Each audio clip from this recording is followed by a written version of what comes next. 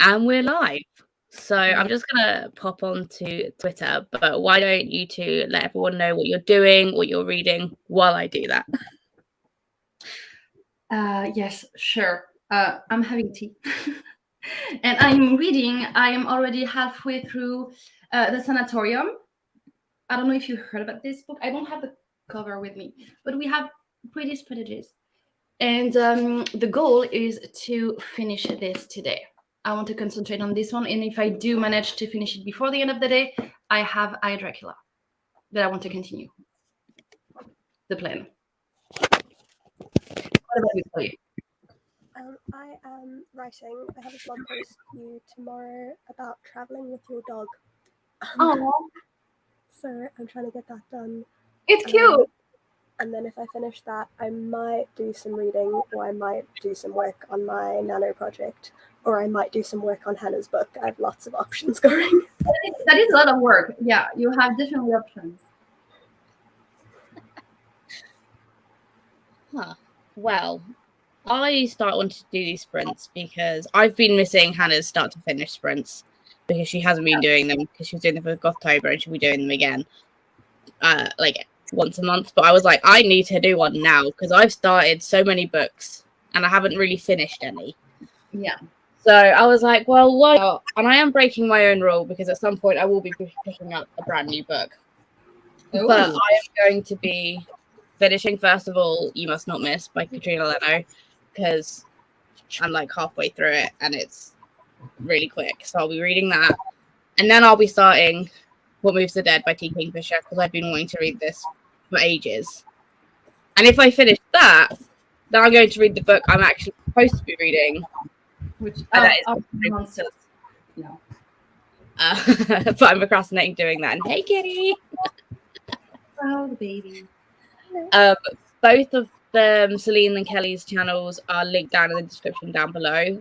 We will be joined by Amy McCaw from YA Under My Skin, I think their handles are, but not until this evening. So I plan on going for quite a long time, probably around like 8:30, 9 p.m. UK time, because it's a Sunday and I've literally got nothing else to do.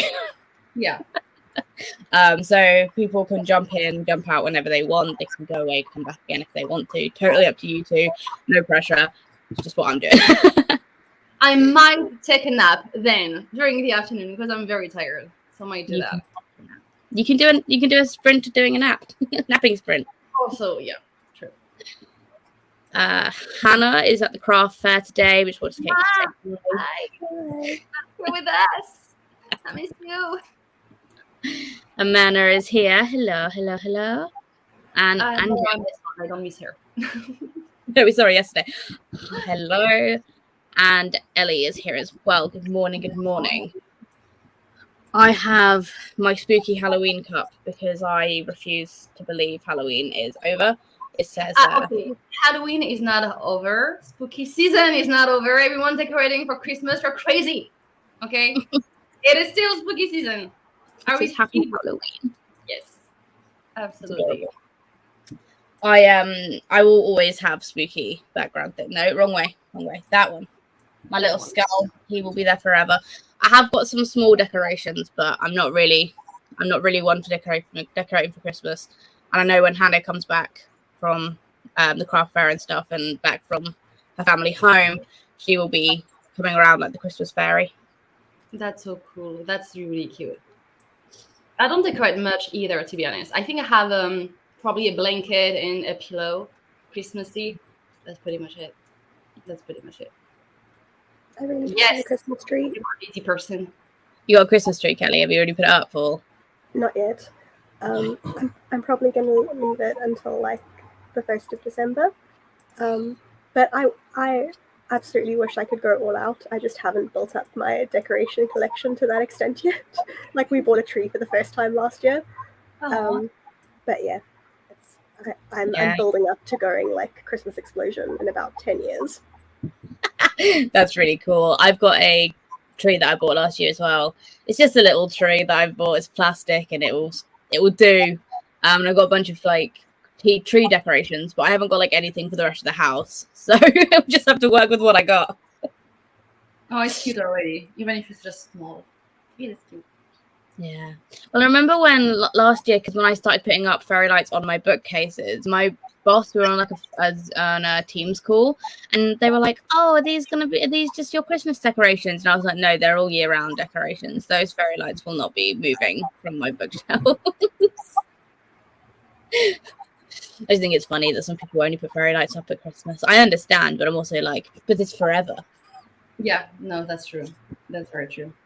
And Amena, can you send me a photo? Because I'd like to see your Christmassy decorations. Because Another like, picture of the thing you have with the antlers. She put that yesterday on when she was decorating. It's cute, but it's November. It's too soon. yeah, I'm gonna be doing it in December as well. I always think Exactly. She had yeah. She has that but red. But that. I I think I might have those but in green. I might. That I stole at one of my previous jobs. Probably maybe. I love it. Today I'm going to the gym. I'm planning on finishing Ugly Love. I have 90 pages left. You can definitely do that. We're gonna be here all day. So going to the gym, you're better person than I am because Yeah, not, that I am too, for sure. not on Yeah. a Sunday as well. That's like Of all the days, not the Lord's day. No. Sleep, have a nap. And hello, other Hannah. I just dropped my phone on the floor. I just knocked it off the side. I'm doing great. It's okay. It's perfect. I'm going to be doing 45-minute sprints. And it's just going to be a really chill time. So hopefully we can get some reading done. I'm going to pop us into a sprint because my feet are really cold. I didn't quite realize how cold it was out of my bed. But my feet are getting really, really cold. So I'm going to have to grab some socks. Yeah. So I'm going to pop us into a sprint. If that's okay with everyone. It's perfect. Okay, cool. I'm going to pop on this one and I will see you all in 45 minutes. See you soon. Oh, Christ, why did I do that? Wait a minute. Hold on. I'm having a mare. It's fine. You can do it. You can do it. I believe in you. It's a Sunday morning, guys. You can tell, can't you? And you need your coffee. You haven't had any coffee yet, so I think maybe you should have one. Right, now I've got it back.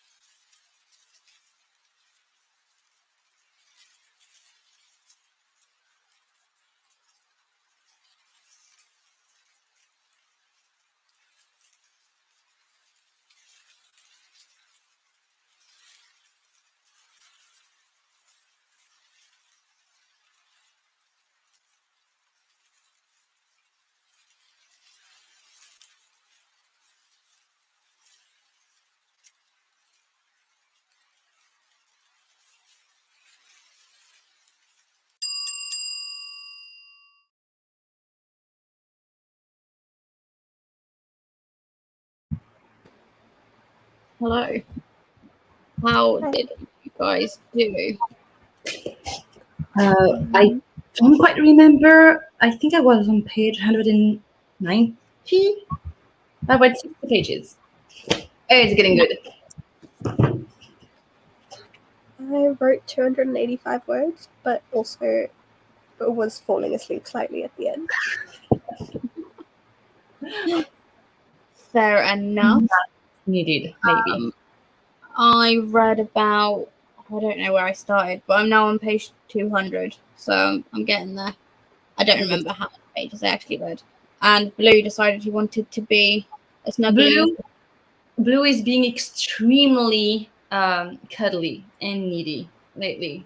I'm here for that. It's so cute. So cute. It's only if I'm sitting in this chair, though. He won't do it anywhere else, so I think he just wants the chair. Oh, okay. And I just happen to be sitting in it. Because he won't do it when I'm in bed, and he won't do it in any other chair. Just this one. Just this one. Just this one.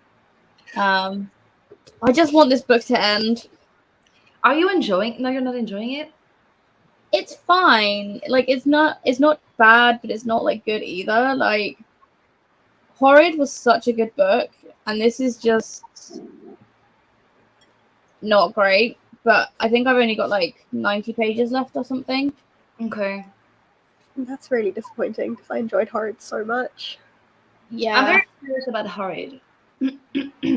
Horrid was fantastic. This is completely different. This is like it's a portal fantasy. Okay. And like everything is like too perfect, which is always, alarm bells ringing. But I just don't really like the main character. Oh, yeah. I think that's kind of the problem. Yeah. But we'll see, because like the ending might be great. Because like Horrid's ending was fantastic. So I know Katrina Leno can write a good ending. So can an ending for you guys save the entire book?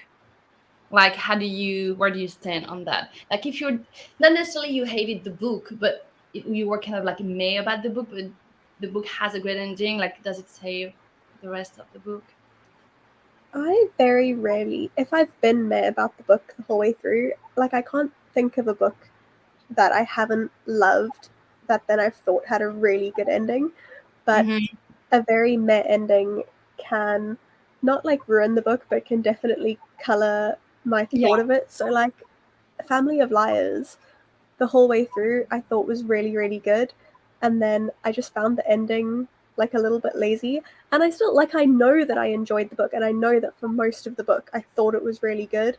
But looking back on it now, I'm like, oh, like the book was average because the last bit of it that I read I just didn't love. That's fair. Yeah. That's what, like, for me, if it happens, it would be like either a 3-star instead of a 4, like a 4-star instead of a 5. I feel like if like the ending is not good. But I'm not sure it would be the other way around. If I didn't like the book but like the ending, like it, yeah, I'm not quite sure. I think if I hated the book, it was like a 2-star, but then the ending was amazing, I'd probably bump it to a 3-star. But I don't think I'd do it. I wouldn't. It wouldn't bump a 4-star up to a 5-star, and it would probably only be up to 4 stars. Like if I'm mad about a book, generally that's a 3-star book. Because like if I can't fault anything, but it just wasn't for me, then I'd give it a 3-star. But if the ending was great, I might push it to a 4. It really, really depends. But I know that if something is a 5-star read and then the ending is crap, I'm like, well, now it's going down to 4. Yeah. No, you're right. It happened to me with The Bear and the Nightingale. I didn't like the book, but I really liked the ending, so it was a 3 instead of a 2, I think, because of that. It's quite a difficult one though, because I think star ratings are always super interesting because like it means different things to different people. Absolutely, yeah. Which is why I started using Corepile, because it gave me a reasoning as to why I was giving those star ratings rather than just being like, yeah, I'm just going to give everything 4 stars because I feel mean. But it's actually like, oh no, this actually is, a 3-star, 2-star read. Like, fair enough. And it gives me that like guidance. I'm also the kind of person who just gave 4.25 or like 75. I'm that kind of person. Maybe it's annoying, I don't know, but I do that. I'm very I know. I like quarter stars because sometimes like a book isn't quite a 5-star, but like 4-star feels low.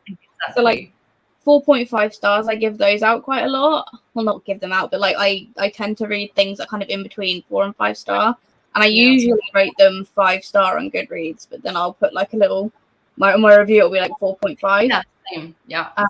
Because I know that Storygraph gives like quarter stars, which is great.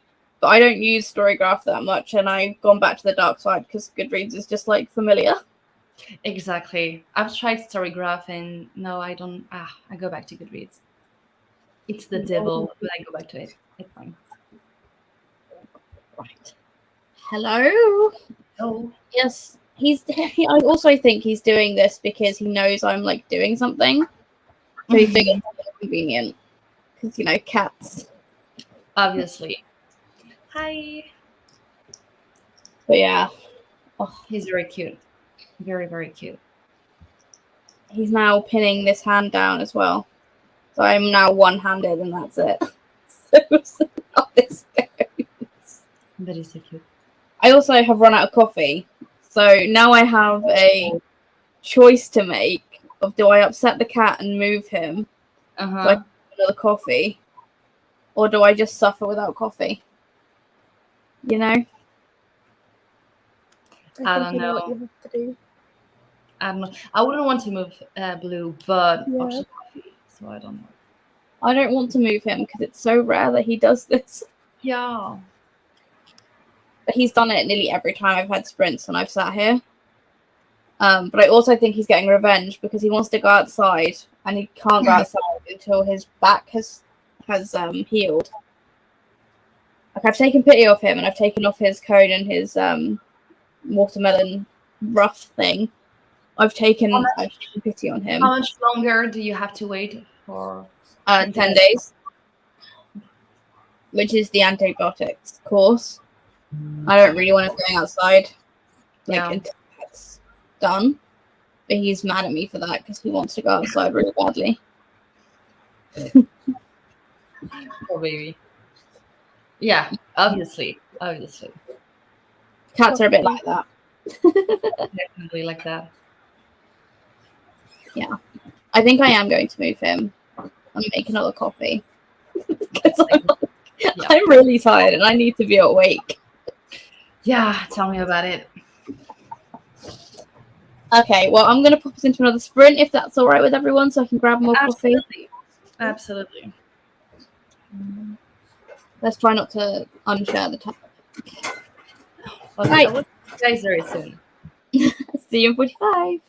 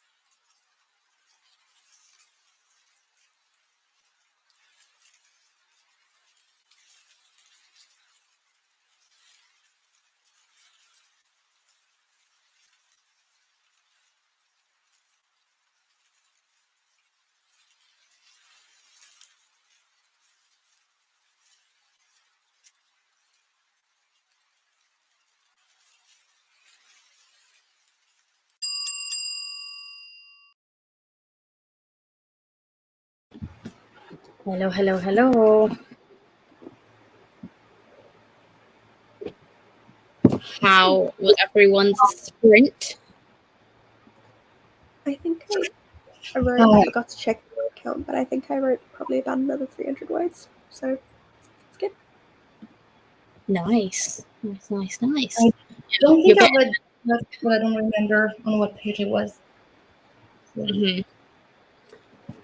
Well, that sprint, I went downstairs and I made my coffee. I cleaned the cat litter. I took the bins out, and I put We did a lot. We did a lot. Yeah.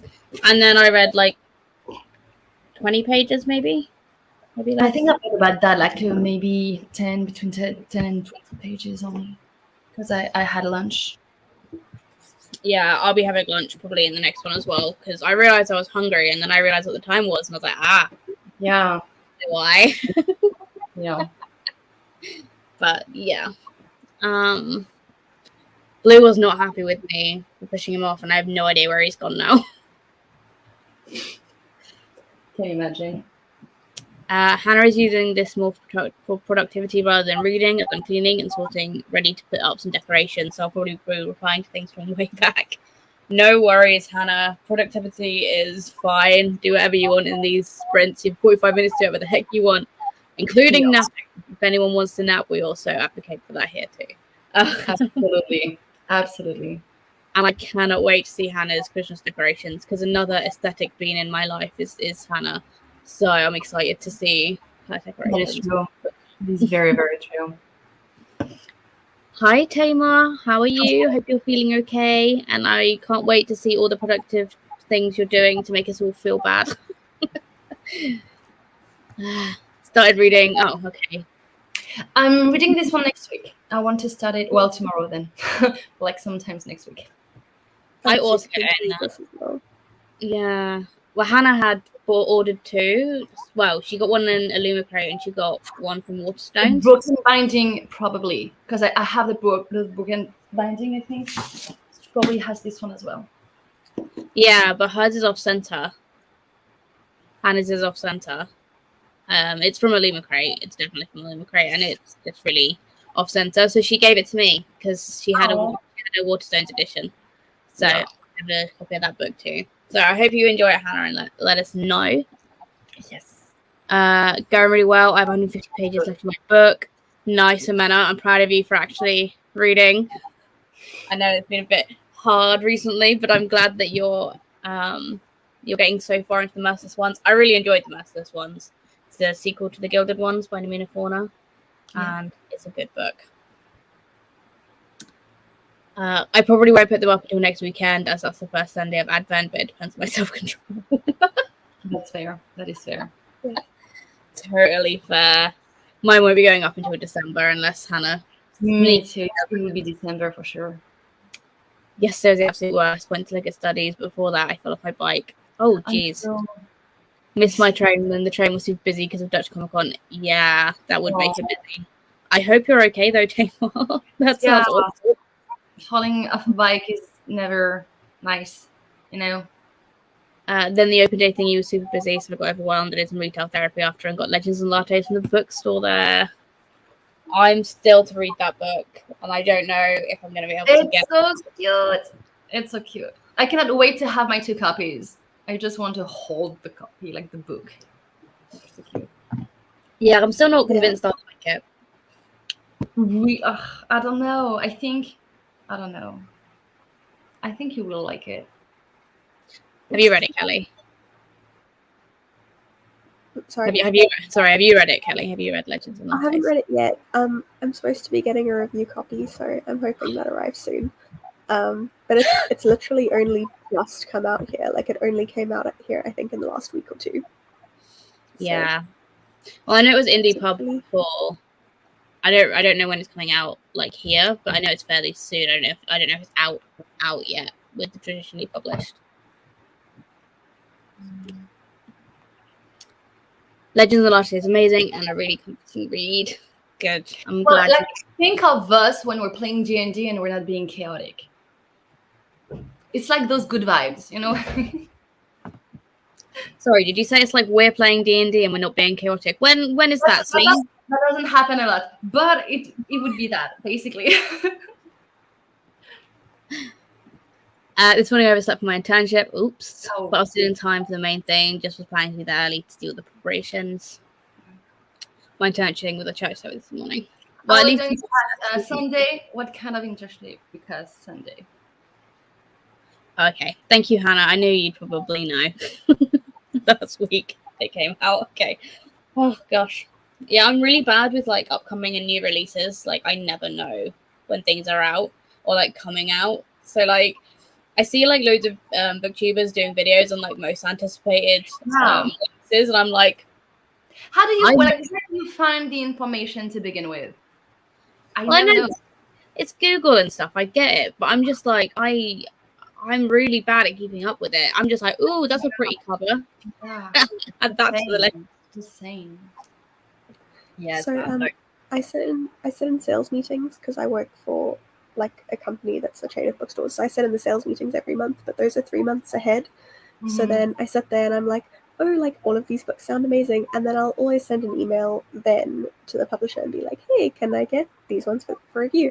But unless I actually get them, I then just forget that they exist. And then like 6 months later, I'll actually walk into one of the shops and I'll be like, oh, this came out eventually. Yeah. That's nice. Oh yeah. I see books like on people's lists. I'm like, yeah, I'll add that to my Goodreads. And then I look at my Goodreads to buy TBR and I'm like, when did I put this on there? Like how like my brain just completely falls out of my head. Yeah. All intentions to like follow up and everything, and then I just don't. Yeah. I have a constant thing to go to at 5 today, so in the meantime I'm gonna eat lunch and read articles for my study. It sounds good. I never usually know myself in the book, so I have a vague idea for one. Love that for you, Hannah. I still have a lot of small things to do for my study. I'm just gonna smash it. I have a present, it's gonna be fine. Yeah. We'll keep you accountable, don't worry. It's literally the reason I needed to do sprints today, because I needed accountability to, actually read. But I am not going to read them. I might do. I don't know what I'm going to have for lunch yet, because I don't know. What are the options? I can either have a bagel with salami and cream cheese. That sounds good. I don't know the rest, but already that I'm like, yes. I can have noodles with halloumi and sweet corn. I can have chicken nuggets and chips. That's my main food groups for lunch. I still vote for the first one, for bagel. Yeah, same. I would say chicken nuggets and chips for dinner, but I vote for lunch for the bagel. Okay, I'll have a bagel. That's fine. That means I can probably read. I don't read any recent news ever, only webtoons that are recent. I just don't find reading a book when it's super popular, when everyone is talking about it. Yeah, same. That's fair, yeah. Whenever I tend to read as well. Well, it's interesting, because whenever I pick up a 2022 release, I don't necessarily know it's a 2022 release. I'll just be like, okay, cool. And I tried to read Babel when it came in the Verily box, and I haven't finished it yet. And I don't know if that's because everyone was talking about it, or I've just been more interested in books. It might be, honestly, because there's something like when the book is really hyped, you're like, meh. I don't know. But I'm pretty sure this is a 2022 release, and I really want to read it. I have no idea. Like, before you, I've never heard of this book. I'm pretty certain. Let me Google it. Or maybe in passing on Goodreads. But no, you are the one talking about that. I just always doubt that it can be as good as everyone says it is.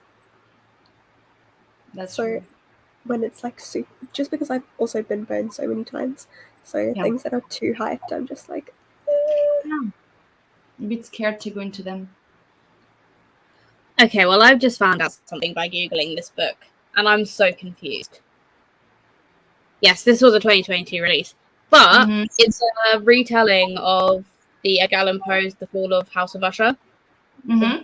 House of Usher. And weirdly, I've just finished another retelling of this, basically a retelling of this. I read Usher's Passing, literally as an audiobook, like on Friday. I finished it. So like, I feel like I need to read the short story because I've not read Edgar Allan Poe's short story, but I seem to be reading these retellings, and I'm like, does this make me a bad?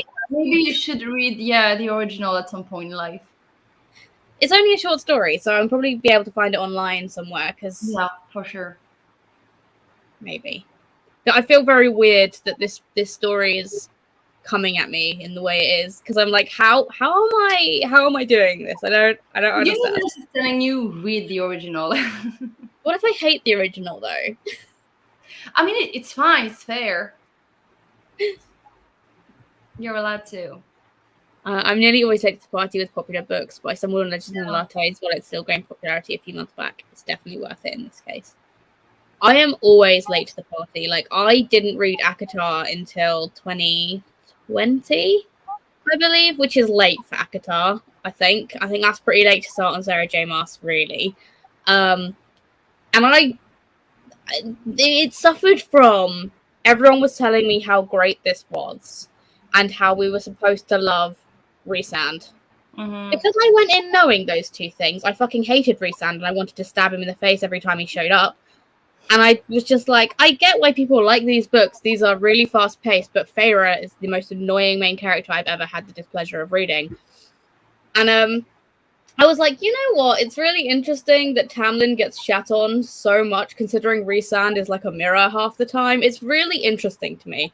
But because of the hype, if I'd gone in not knowing any of that, I probably would have been fine with Rhysand. But my brain was like, no, you know he's like a really beloved character, so you're going to hate him. You know, like, it worked against me. And that's the thing with hyped books. If I hear loads of stuff about it, my brain just says, right, well, you're going to hate these things about it because you know everyone else loves it.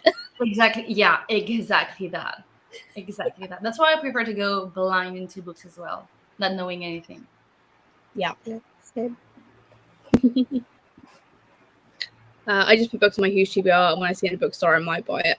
At least you remember when you put things in on your TBR, Tamar, because half the time I don't remember what I've put on and what I haven't. Office for a readathon, and my library has it. Yeah, I need to use the library more. I have a library card, and like the library is within walking distance, but I've never gone there. I am terrible. You're being a lazy beanie about it, but you should. I do, but I also am a materialist and I love owning books. So maybe I can't say anything about that. I will shut up. I read ACOTAR in 2018 and gave it 3.5 stars. I read The Cruel Prince this year and also gave it 3.5 stars. I just don't care about Fae romance. So I had a good time. I had a great time reading ACOTAR, and like I can't like say it's a bad series. It is great. Like if it's something you just don't need to like use your brain too hard on, and you just want something that's fun, a fun fantasy, ACOTAR is that for sure. I think I gave it 4 stars. I think I gave most of the series 4 stars. It's a good time. It's a fun time. I understand why people love it. And similarly, I really enjoyed The Cruel Prince. I thought it was a pretty good world. It's very YA. Holly Black for me is like the YA-est of YA authors. Like. Again, though, it's a good time. But if you don't like Fae stuff, like, stay away from both of those series, to be honest. I'm just drowning in my TBR and pick stuff up completely randomly, or if someone tells me to read it. Celine actually picked books each month. It'll probably be another few years till I read it. And speaking of that, Hannah, do you think you can pick another book for me? Because like I don't feel like reading The Blade itself. I might need a second option. I might need one. And Lizzie, you should ask Abby the same thing. No, it's fine. I'm going to power through. So for context, next year we're bringing back a book club. December we'll have more details, but we're doing some dry runs so we can all kind of get used to like how we're going to format live shows and stuff. So we've all picked books for each other, and we've chosen like each other books on our TBRs that we think each other will enjoy, or like maybe we've read that and we think we want their thoughts. So that's why Celine's asking, but we will be saying more in December about it because there's a lot of stuff we're still ironing out. I also get ebooks and audio books from my library. Yes. Yeah. Does your library have an online bit? Mine has loads of audio and ebooks. I can just check in and out on my phone. I have no idea if it does. That's They really probably do. They probably do. Honestly, 3.5 stars in the fairy romance genre. It's just a 4.5 5-star because that's not my taste. That's true. I'm sorry, but like it's not. I'm sure it's going to be very good. It's just that I'm reading too many big books at the moment, and I cannot. I cannot. My brain just refused to go into another one. It's probably that. I think you need to finish one of your big books. I think that's half the problem, is that you keep on picking up more big books. Yeah. Well. Yeah. No. Just yeah. I have Empire to finish, The Winners, and It. It's fine. Everything is fine. I will never, like, be honest. I will never, but yeah. How far are you into each of those? I am very much at the beginning of both The Winners and It, and I'm making somewhat good-ish progress on Empire of the Vampire. I think I'm 1/3. Well, yeah, something like 1/3 into the book.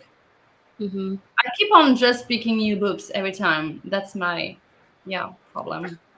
I feel like you should DNF it, to be honest with you. No, it's okay because I also never finished The Count of Monte Cristo. So technically speaking, on my Goodreads, it's still my currently reading. I refuse to put it aside. I'm almost halfway through it. I want to finish it. I will never this year. Let's be honest. But my brain refuses to put it aside. Okay, having read it and knowing that you don't do audiobooks, I'm telling you right now, it's not worth it. No, don't say that. I will read it. Like, I enjoyed it for what it was. There were some really problematic and really gross scenes that I just did not need in my life. Like, there was some things in that book that I can't. Look up content warnings is what I'm saying, because there is something in it that bothered me so much it dropped a star. I feel like after The Stand, I'm good. Because The Stand has a lot of that.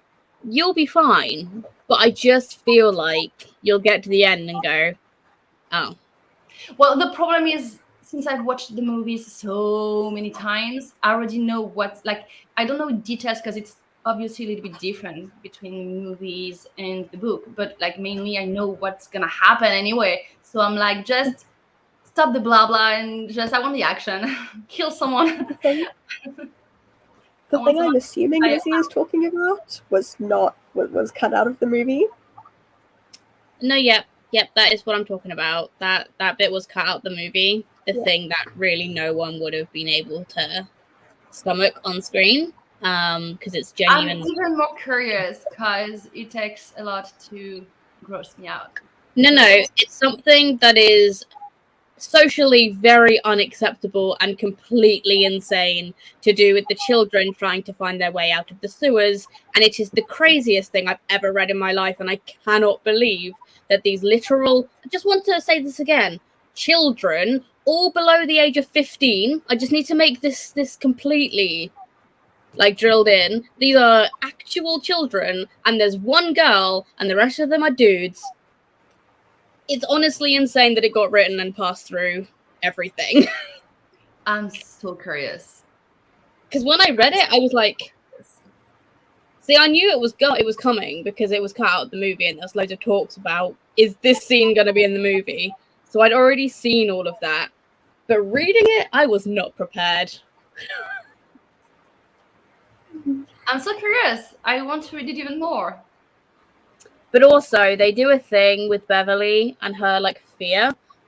My gripe with that book is, like, okay, but you've picked the one thing girls do that, you know, preteen boys tend to not do, and you've ran with it. And you also have that in the back of her mind while she's an adult, and I don't like that. I don't like that at all, because you've just picked a stereotype and gone, yes, that's the fear she'll have.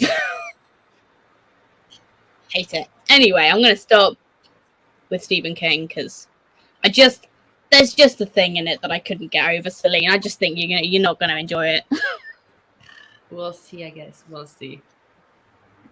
I just cannot fathom people falling to people that keep them captive and are huge assholes to them. Well, we can all blame Beauty and the Beast for that because, it started that trend, back when the original was published. Also happens a lot in real life. Like it's a psychological fact. It happens a lot in real life. It does, but also I kind of get it, like in a way, like, and especially Feyre, like she needed that in her life. Let's be honest. Like, I can't really fault her. She is who she is. And she doesn't change. So, anyway, I'm hungry. So after that really big Stephen King rant, talking about like fairy captives, Yes. I'm going to put us into a sprint so I can go and have some lunch. I'm gonna head off because the F1's starting now, so I'm gonna go watch that. Ooh, have fun. And thank you for joining me, Kelly. It was lovely to see you. Thank you, likewise. And I got a lot done, so it's been a good morning for me. That's good. That's really good. I'm glad we could Enjoy help the and rest. enjoy the F1. Thank you. Bye. Bye. I'll be reading. That is very fair. Very, very fair. It totally is. Right. Let's jump into this sprint and I will be back once I've had something to eat. See you in 45.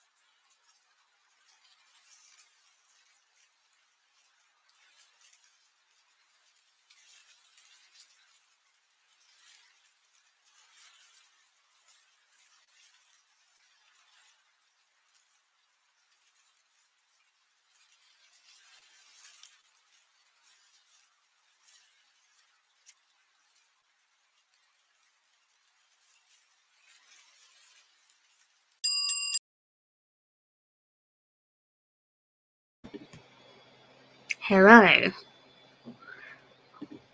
I Hello. had lunch in that How was sprint. It was nice. Yeah. I had a salami and cheese and pickle sandwich. It was a That bagel. sounds really good. That sounds extremely good. It was just what I needed. It was very yummy. Perfect.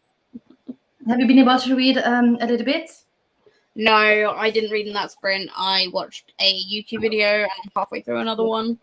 But I think I'm hopefully going to finish this in the next sprint anyway. Me too, actually. I Yay.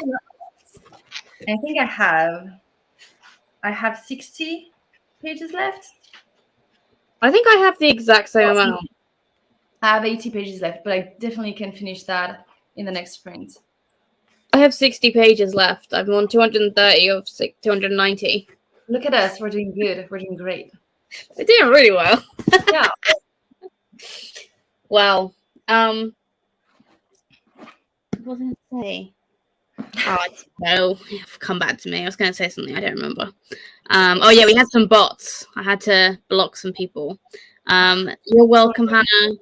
You're probably already gone, but like we'll probably be back whenever you want to come and join us again. We'll probably still be here. Hi, back from the gym. We just had some lunch. Doing Can't so believe- good on this. No. Yeah, right. Going to the gym on a Sunday. I'm still very impressed, and I hope you enjoyed your lunch. Tamar had lunch and watched a YouTube video. Same. Got ready for studying. We're doing things like making my bed, cleaning up clothes, etc. Look at you go, Tamar. Again, you're like getting things done. Yeah. Being really productive. Now I have a cup of tea and a painkiller ready. Yeah. Well, I have moved on to Diet Coke because I'm trash. This morning when I decided to go on about my day, I wish I had some Coke because I needed that, but I don't. So. Yeah. Well, I can't have any more coffee because I have to like sleep tonight because of work tomorrow. But I was like, no, but I need something. So yeah. I had wine this morning, so I can't say anything. This is a mood. I'm here for that. I'm completely here for that. This is a mood. Oh, well, I'm just trying to not be asleep. Although I'm not as tired as I was earlier. Earlier, I was like, right, I could fall asleep, but I'll be okay. After lunch, it's really perked me up. Okay, that's good. But I'm really looking forward to reading this. Like, I really want to get into it. I'm very curious about it. So, I can't wait to have your thoughts on this one. Well, I really love T. Kingfisher's writing, so I think I'll be okay. And it's only like 160 something pages. Like, yeah, it's 169 pages. That's it. So, like, that's very short. That's cool. I mean, it was just a sip, but still. Yeah. Yeah, a little sip of wine at church. I'm guessing that's where you were drinking it. Next sprint, I hope to read an article and I need to film an intro to our vlog. That reminds me, I haven't filmed anything for the vlog that I'm doing this weekend. What is vlogging? What is filming anymore? You know? No idea. Haven't got close. No. Yeah. I was supposed to film like 3 videos this weekend, and I've not filmed any of them. I haven't filmed it ages. Well, you don't need to. Since your readathon. Huh? Since your readathon. Because I'm better at filming for other people's readathons than for mine. So that's great. Yeah. Yeah. I'm not very good at vlogging, like remembering to vlog anyway. I enjoyed vlogging this summer. It was fun. But now I'm feeling, I don't know, lazy, and I don't know. It's not the same weather. I don't feel like vlogging anymore. Yeah, well, that's fair enough. You don't need to. Yeah. Yeah, at church. Always editing is not my issue. I don't mind editing so much. Like, it's not my favorite thing to do, but I've definitely got more used to it the more I've done it. I'm not very good at editing. It's you just go quicker about it the more you do it. Yeah. I have like 7 unedited videos lurking at me. So I wish I had that problem. Like, I basically film and then upload straight away. Like, and I schedule it. This is good. Yeah, I did for a while when I got like ahead of myself for a couple of weeks. I was like, oh, look at me go. And then I just didn't film anything in those like 3 weeks. So then I was like, oh, well, now I'm back to my old bullshit and like doing it as I go. It's why I find vlogs quite difficult because I'm filming constantly and then I don't even know how much like filming I've got, like with like B-roll and stuff. Yeah. I'm like, I'm not a very exciting person. I don't like do much, you know? Same, I mean, same. It's just finding time, and honestly, it's my least favorite thing about making videos. Yeah, I think a lot of people would say that it's their least favorite thing about making videos, and especially if you've got like a certain style you want to do. Mm-hmm. And I think my favorite part about making videos is making a thumbnail. I really enjoy making a thumbnail. Really? I don't know why. I have so much fun playing around with it. That's okay. That's interesting. But yeah. Well, I need to pee now. Then go. We can go back into another sprint, so we can both finish our books. Yes, for sure. I'm really sorry. I know we're not like talking loads, but I'm like, I need to pee and then I need to eat, and I'm oh my god. I'm so tired. I'm just struggling. Making thumbs are so nice, but always forget to take pictures after filming. I always take, if I forget that though, I do a screen grab from the video. You're fine. But like, I always make the weird faces, and so every time I'm like, you forgot about the pictures. Every damn time, it's just the worst. I'm the worst. I screenshot like 6 different like places to see which one looks the least goofy, and sometimes I just am like, well, screw it, it's gonna be a goofy photo. I just like talking about books. Yeah, yes. Me too. We all love talking about books here. Obviously. Right. I'm desperate for a pee, so I'm putting this in the sprint. I'm so sorry. I'll see you in 45.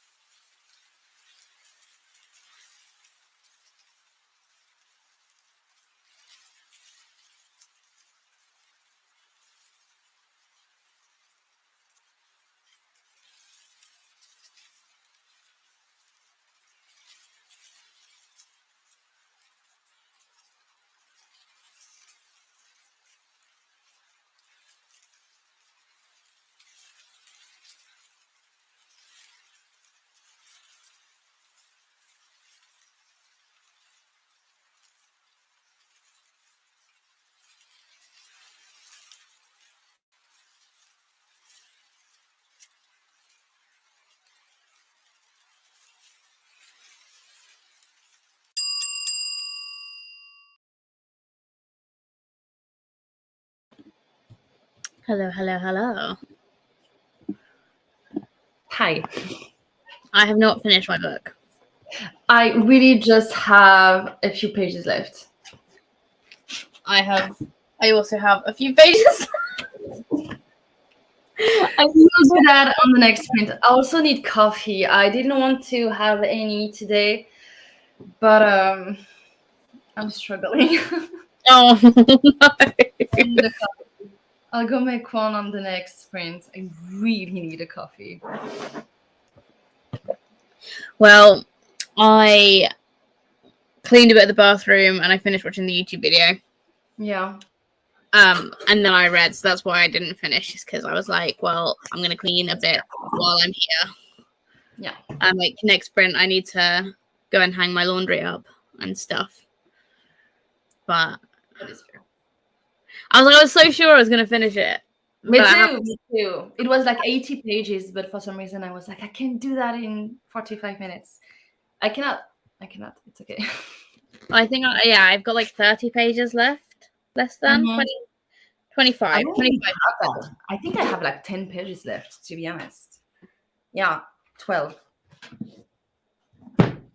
I've also turned the heating on because I'm so cold. Like the radiator's right here. I'm like, I'm so cold. Yeah, it's getting really cold. I've started putting the heater on as well, like in the evenings. It's too cold now.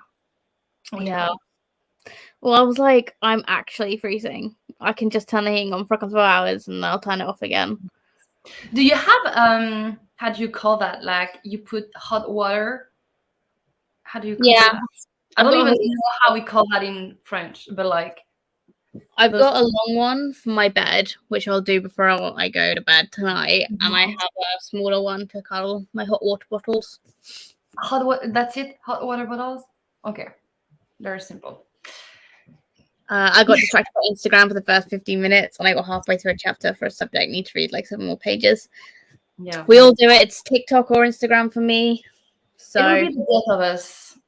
It will, in general. For surezies. I just put my hand in between my radiator, and now I've got a really dusty sleeve, and that was way grosser than I anticipated. It wouldn't if I wouldn't have been distracted. I could have finished it. Same. Yeah. I also sent some messages reminding a few group mates to do their things. Oh. It was freezing this morning. It was a pain to bike through that. Ooh, I hate that. Luckily, I'm not the one paying for the energy bills.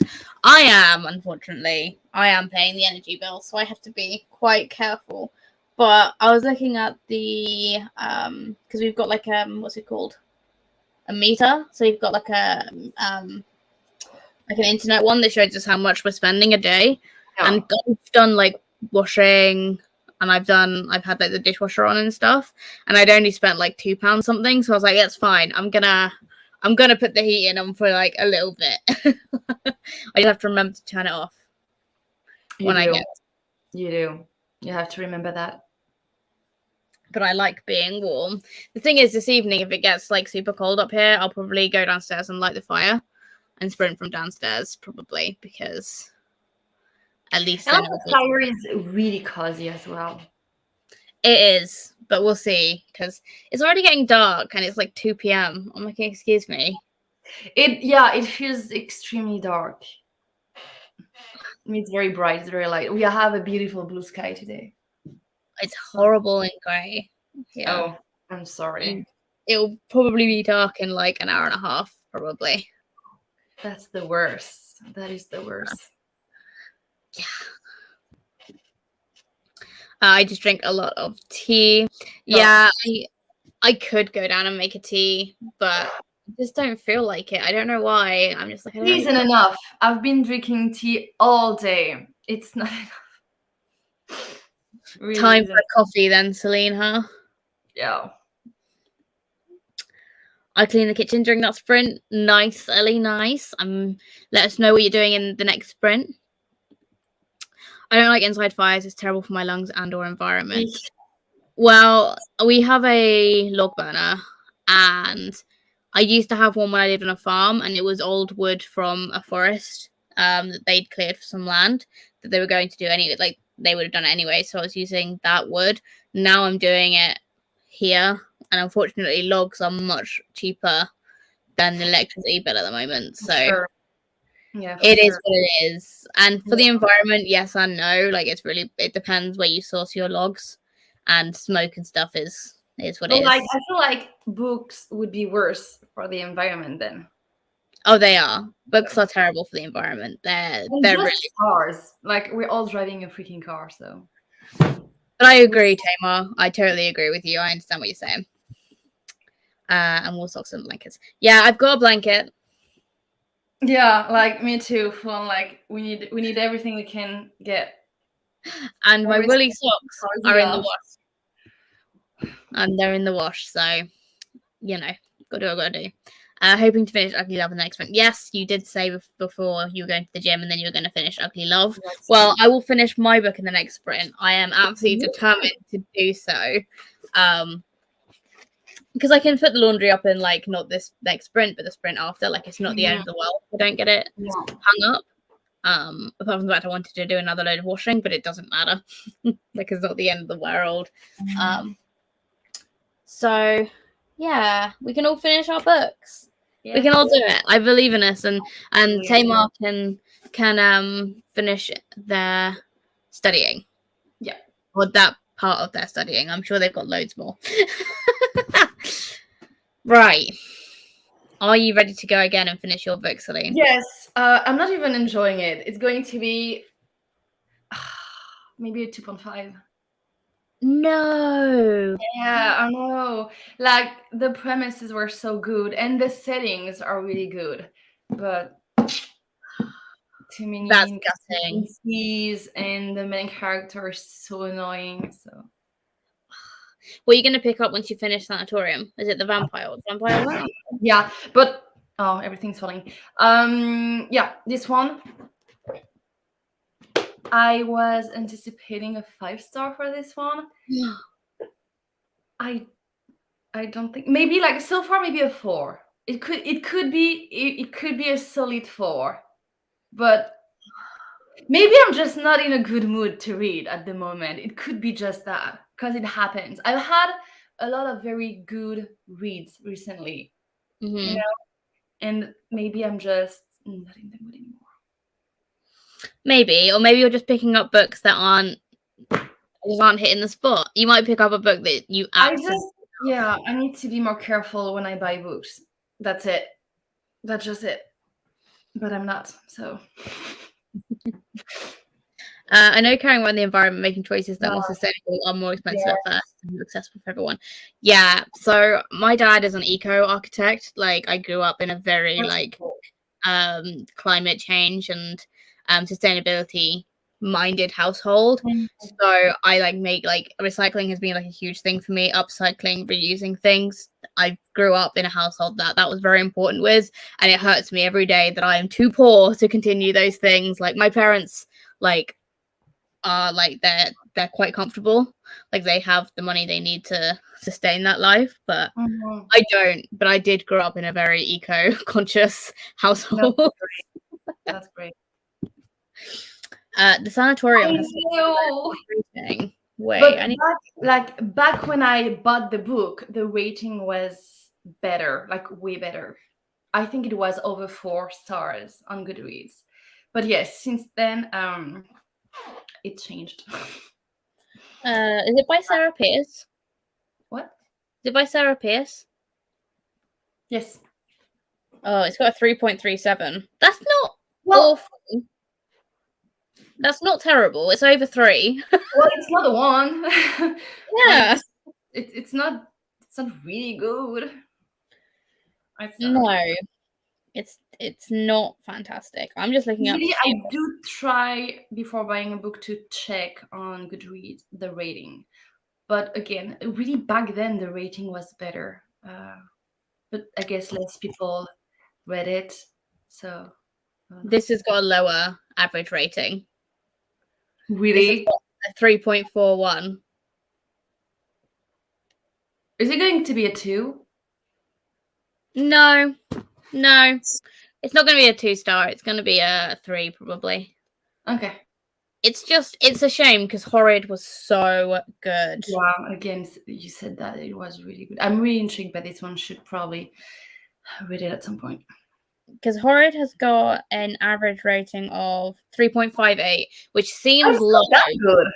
That seems very low because that's Yeah. a really good book. Like, that is genuinely fantastic. So that's surprising to me. Interesting. That is surprising. I'm kind of sad. I mean, it's understandable. I would be sad as well. Oh well, it's what it is, I suppose. Yes, it is. It is. Right. Okay. All hating our books. It's fine. It's fine because the next one I will read and it hopefully will be great. Let's hope so. I'm also going to Google to see where I can find the Fall of the House of Usher. Yeah. To see if I can find it like online, because if I can just read that quickly as well, I might do that. For sure. Anyway, Let's go back into it. Let's finish our book, Celine. Let's do it. Oh Christ, what have I done that for? Wee. No. Right, there we go. See you in 45.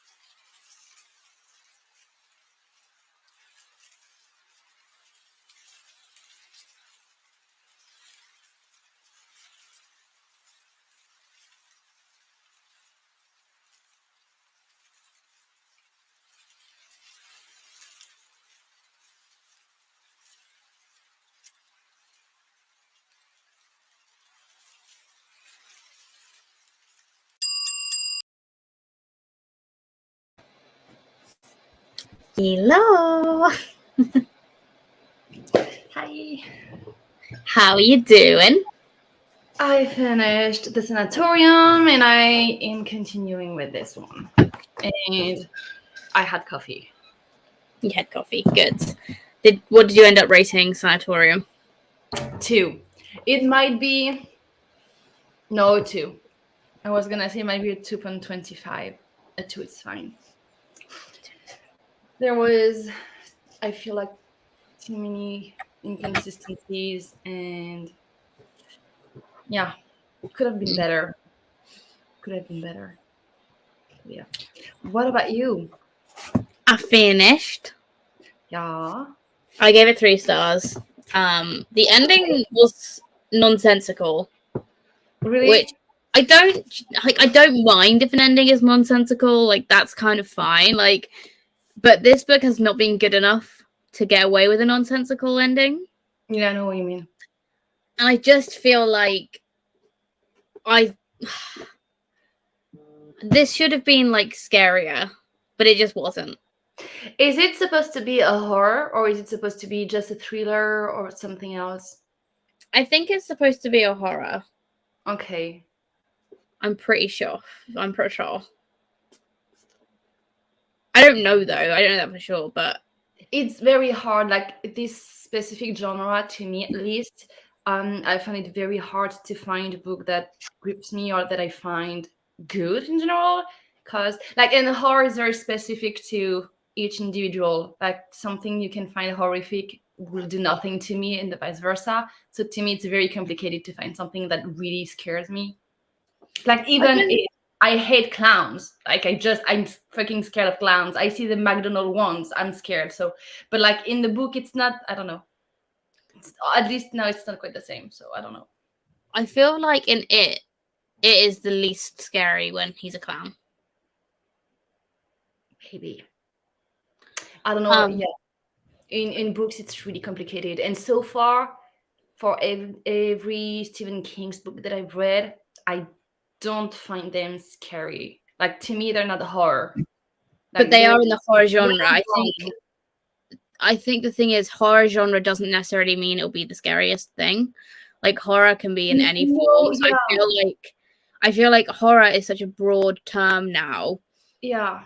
It's really difficult. I mean, in this, it goes down like the Frankenstein route, like who is the real monster kind of thing. Like, what makes you like, as long as something is horrific, but it, like, the meaning of the word is quite large. You can put so many horrific things into that. So yeah, I don't know. It's just, I just feel like I'm just a little bit disappointed by it because I think I really enjoyed Horrid so much. Like, Horrid is such a great, to be that good. Yeah, it's a ghost story, and like it commits to being a ghost story, and like that's one of my favorite things ever. Like, it was so fantastic. So then to go to this, which is about this really unlikable girl who just complains about every little like inconvenience in her life. I just yeah, you know. I know. I'm sorry though.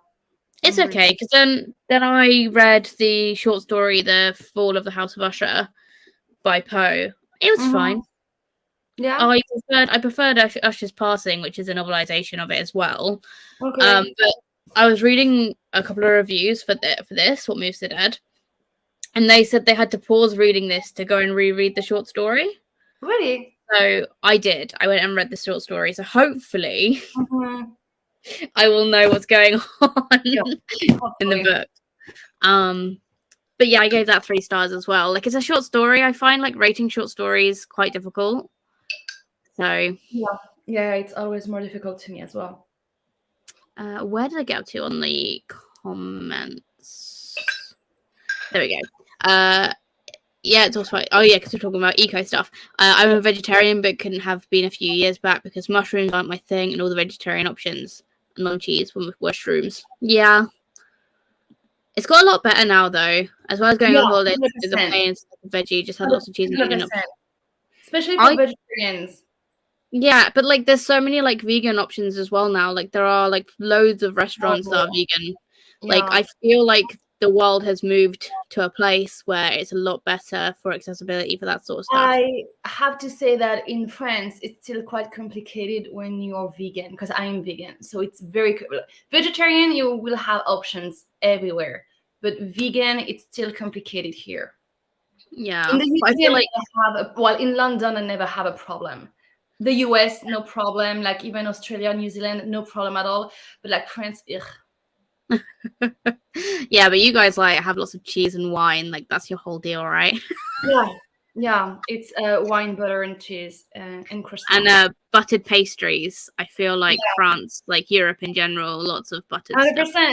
100%. Delicious. Yeah.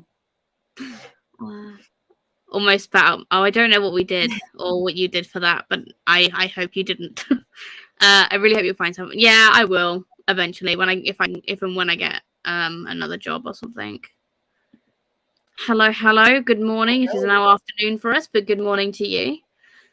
I feel like trash, but considering the past few days, I felt like I was dying. Oh no! I hope you're okay. Yeah, I have to take it slowly.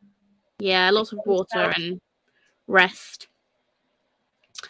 I'm reading the chapter Some More Done for Holy Books for tomorrow. I read 5 pages of an article for plurality, so I'm ready to work on a project tomorrow morning. You sound so productive. Yeah, I was like reading that. And I'm like, oh my god, that sounds like the hardest thing ever. I read paragraphs of rituals. I wanted to continue with that, but forgot what I wanted to film, so I filmed the instead. That's fair. I'm reading the That's good. Is that Brandon Sanderson? I feel yes. No. Yes, it's the Mistborn trilogy. I read that. Was it like a couple of years ago? 2020? 2021? Yeah. Something No, you must have been, because you were doing the Mistborn trilogy when, like, one of the first books trilogy, like, because I remember saying, because I remember that it was kicked off because I said I'd never read a Brandon Sanderson, and everyone was like, "What the heck?" Exactly. I think it was maybe 2021. Anyway, loved the Mistborn trilogy. It's so good, so good. I cried so much at the end. Also, just FYI, so much. Well, I hope you enjoy it. Gonna head off after the babbling because I have an event to attend. Absolutely not a problem. Thank you for spending your morning and afternoon with us, Tamar. Finished my book, 4 stars. Yay! I'm really glad you finished Ugly Love. Well done, Ellie. Are you picking up another book, or are you chilling and like watching stuff for the rest of the afternoon? Let us know. Till what time we'll be sprinting? Who knows? 9. Yeah. Kind of whenever we feel like ending, I guess, because Amy from Amy McCall is going to join us at about 7:15, 7:30 whenever she puts her child to bed. She said she'll join us, so sometime in the evening. I've literally got 0 plans today other than read, so I might as well do that on sprints. Until we drop dead at some point because we're too tired to continue on living, probably. Until we fall asleep. I just don't read horror. I'm a massive wimp. Hyper empathy. I am also a massive wimp, Tamar. I get scared at everything. The house could be warming up and the pipes clinking, and I'll be like, what the hell is that? Like, I'm gonna die today. But reading, I get creeped out by stuff and things that make me go, ew, but like that's half of the fun.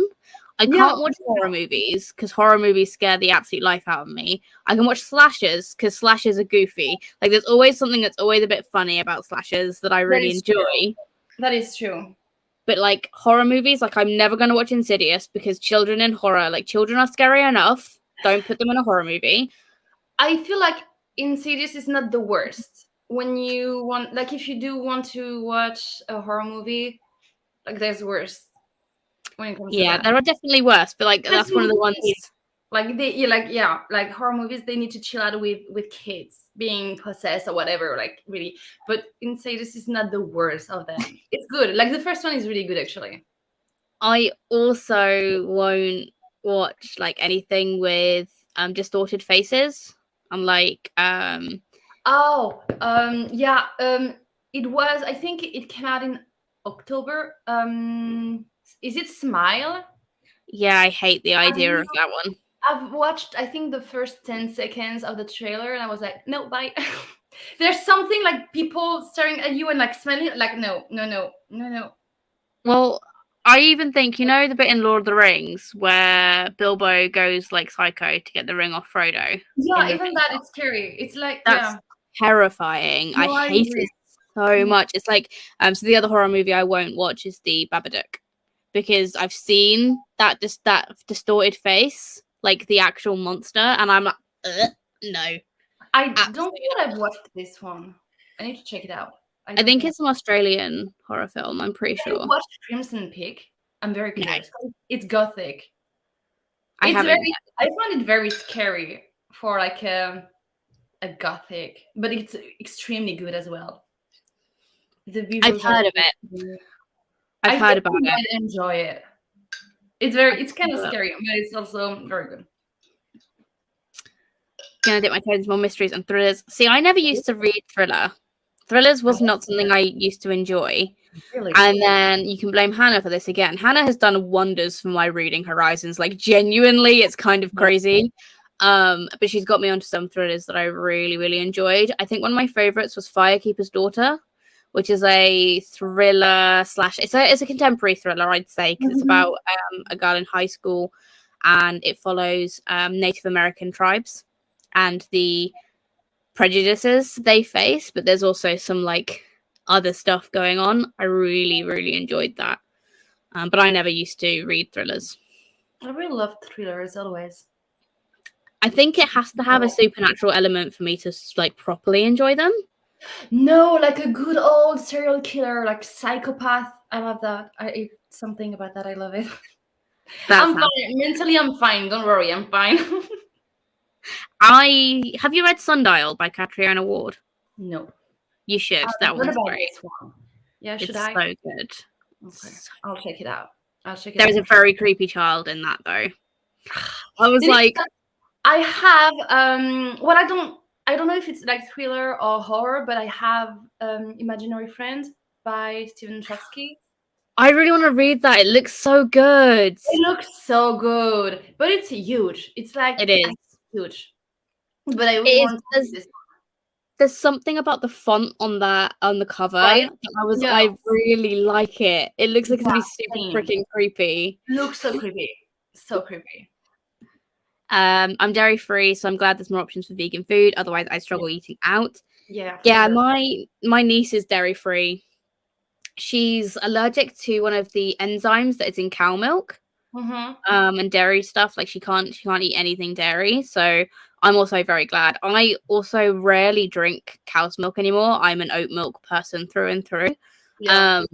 And I'm really glad that there are more milk options because I hated soy milk. Like from the it's not the best. My soul. It's I hate not the best. So oat milk has been like a savior to me. If I have a cup of tea, I'll have normal cow's milk because oat milk curdles in tea. It's really gross. In tea, you can try cashew milk if you can find cashew milk. I think it's like a little bit more expensive, but cashew milk goes very well in tea or like beverages like that. I like almond milk as well in tea. Almond milk in tea. Yeah, 100%. Oh, sorry, Tamar. You went about 10 minutes ago. And we're just talking. It's fine. And you will be back this evening. Great. Well, have a nice time at your concert. I think you said you were going to. Ellie's going to wash their hair. Tame Down Heroines. Yes. You like this one, right? This was great. This is it's a gothic. And it's about like this old school, and there was a disaster there, and now they're refilming the story, and then bad things happen. Right. I was so interested in this one because like it sounded so like not unique because I think like we have some movies like that, but like also we've never had a book about that, and it sounded just so cool. It's amazing. It takes a long time to get to the point though. Like it is a slow burn, but I really enjoyed it. I think it's quite a polarizing book. I think you'll either love it or you'll hate it. Like there's no in between. Yeah. And the cover is hideous in my opinion. It's bright yellow with bright pink. Like it's not the prettiest. Yeah, but it's very true. That is very true. It's a great read. So I hope you enjoy it, Ellie. It's a big book though. I've never read Brandon Sanderson before, so I decided to binge the Mistborn trilogy. I love the first book and can't believe I put it off so long. This was romantic.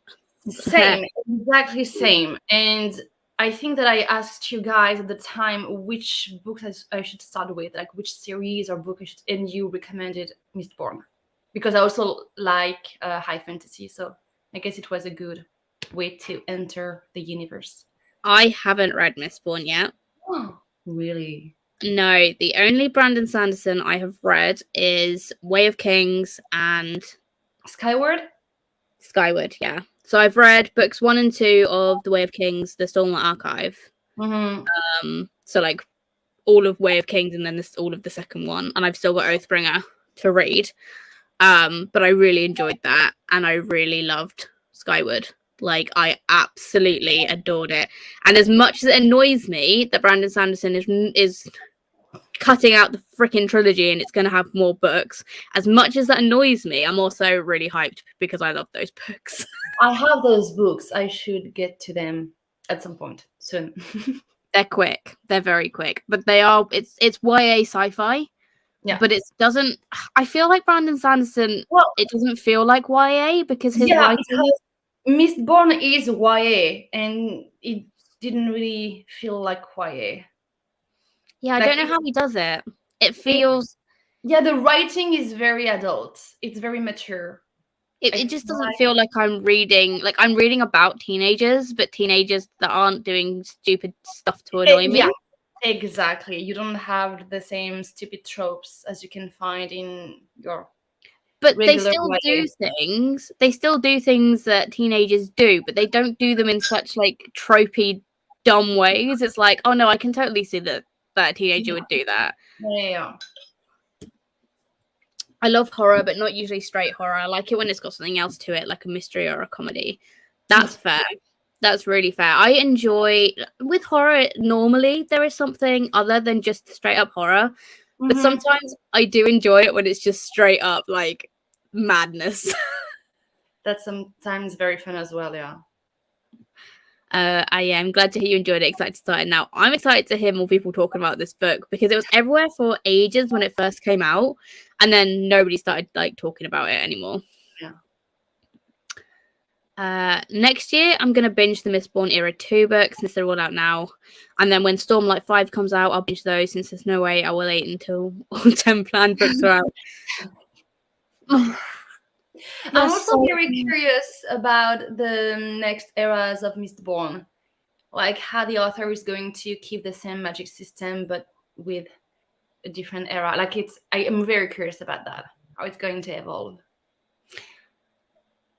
I think it's interesting how big Brandon Sanderson has all of his series. Like, don't even, like, he writes so damn much. And like, I don't know if you've seen on Waterstones you can pre-order. Yeah, because I think I sent the link on, did I said something on the group chat. We can pre-order the new, like the upcoming books. Oh yeah, you did, yeah. I think I said something somewhere. I don't remember where. You did. I think I'm probably going to wait until those special editions come out for Stormlight. But I think for Mistborn, I might just get the usual normal paperback editions because I do want to read them. They're just massive. I don't think I have room on my shelves for them. Massive. It took me 3 months, 3 solid months, I think, to read them all. I think 2 to 3 months at least. I've just really been loving binging series lately. I don't know how I used to wait a year plus between releases. Don't even. I can't wait sometimes, especially if something like leaves off in such like a way. I do want to pick it up straight away. However, do you sometimes find this, Celine, if you read a series all at once, like you don't enjoy the sequels so much?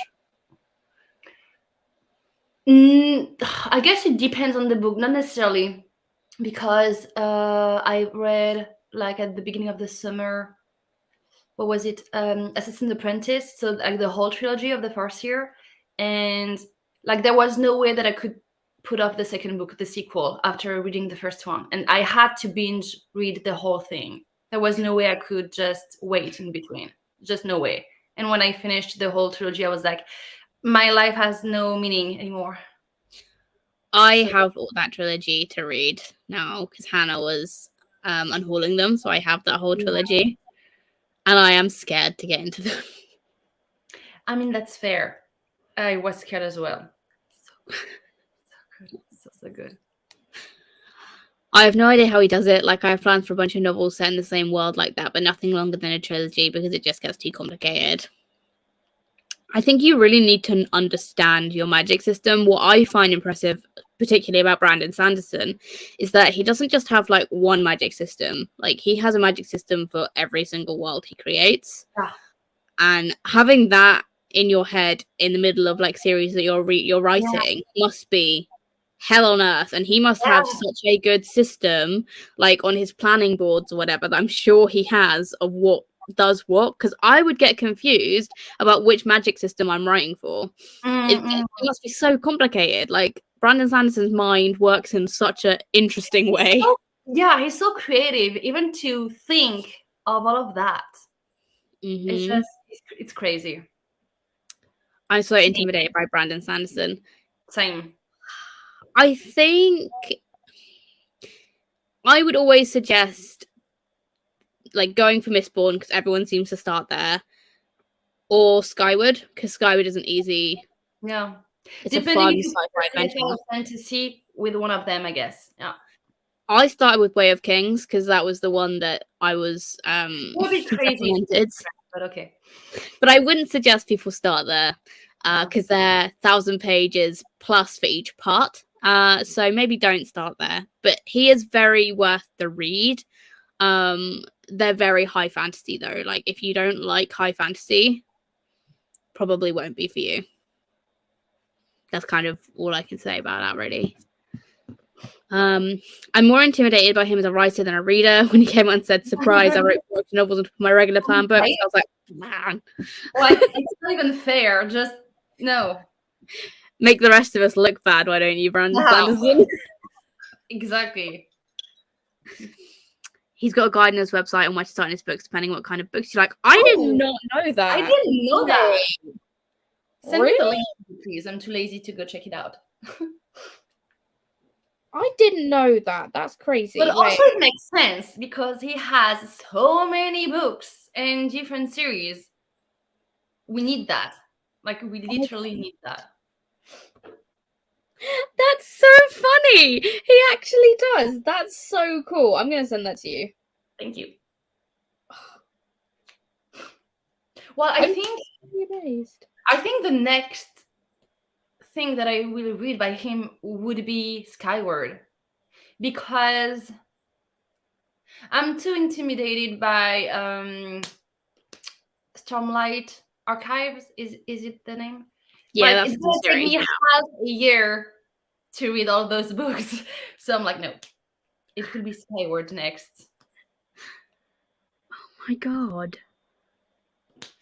Wait, have you sent that to me? No, yeah. Oh, whoops. Did I send it? Everyone is looking at my story of my cat and asking me, whose kitty is that? No one knows that I have a cat? No, no one knows you have a cat. Okay. That's so funny. Sorry, I'm like looking and I'm like, because he's got a recommended reading order for the Cosmere books, which is part of Mistborn and part of Stormlight. Yeah. I'm part of the same universe. And I should have read Mistborn first because of course I should have done. But there we go. I mean, yeah. You can go back to that, so it's fine. Let's move forward. That's so cool though. I love that. Thank you for letting me know about that because that's awesome. I love that. No. Right. Well, that's the end of the comments. So, should we go into another sprint? I guess so. We don't have to. No, I mean, yeah, I'm just tired. The coffee helps a little bit. I feel more alive, like more a human, but still tired. Why don't you go for a nap? No. No. Like, who knows when I will wake up? No. Napping sprints. No, I cannot. No problem. I found it the other day when I was trying to find the recommended reading order for Cosme. Yeah, that's fair. I didn't know, so I just jumped straight into Way of Kings. Right, I'm gonna jump us into a sprint, and I'm gonna start this book. I also might have to turn on a light because the sun is going down. Yeah, me too. It's sad. It's 3:30. 4:30 for me, but yeah, it's already. It's sad, it is sad. And now I've warmed my socks up sufficiently. My fluffy socks sufficiently. I love that. It's so cute. And I'm gonna go hang up my washing. So I've got things to do this sprint. You got- So I'm just going to read because I have nothing else to do. how much left have you got of that book? Like half of it? I have a lot. I'm like 1/3 into it, I think. I'm on page 86 out of 256. Oh, okay. So under 200 pages left of it then. Yeah. I'm not going to finish this today. Like, there's no way. I don't think so. I can try, but I really don't think so. You might. Right, well, let's go. Okay. I will see you in 45 minutes.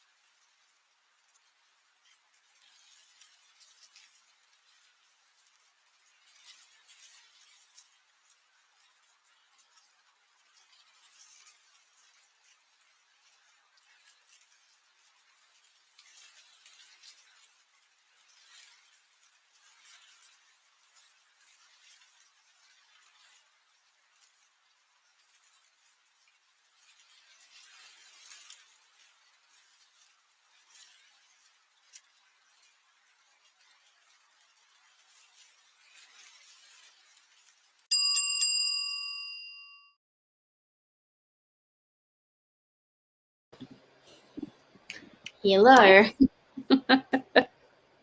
How are you doing? How Blue's doing? Well, he was like wandering around and being a general pain at the butt, so then I picked him up. And now he's just showing up on the bottom, which is not particularly nice. What are you doing? No. Where are you going? Okay. I don't know what he wants. But as you can see, I have moved. Me too. The comfiness of my head. Well, I was like, I could go and lie in my bed, but I also could just come downstairs because I think I'll have dinner fairly soon, like something to eat. Me too. I was actually thinking of what I could prepare for dinner. It's only 4:30, but I think like maybe in an hour I might put something on. Maybe. I think I'm going to try to sort that out in the next sprint for me. Because I will have to cook something. I don't know what I have, but I'm gonna try to empty the fridge. Probably. I think I will have probably either noodles or chicken nuggets. But it's just because this evening I'd quite like to have the fire on. Yeah, no, that's fair. If I had a fire, I would want to have the fire on. I need to. Yeah. I'm gonna have to turn on the heater because it's freezing. I'm so cold. So cold. That's fair. I just I've hung up my washing now. Yeah. And I unpacked the dishwasher, so I've kind of like done my chores for today. You did good. You did really good. Ready for tomorrow. I've started. Yeah. I started this. I've only got 22 pages in. It's good. You definitely need to have read the short story, though. Really? Yeah, for sure. For sure. Okay. Because it's completely entwined. Like, I'm glad I read the short story. That's good to know. How are you getting on? I'm on page 116, 17. I think I am going to stop halfway. I have like 10 more pages to stop like halfway through the book. I'm wondering if I should just stop halfway and either watch a movie or like maybe start a new book. Because I'm kind of getting tired of it. Like, I don't know, it's not as thrilling as I thought it would be. If that makes sense.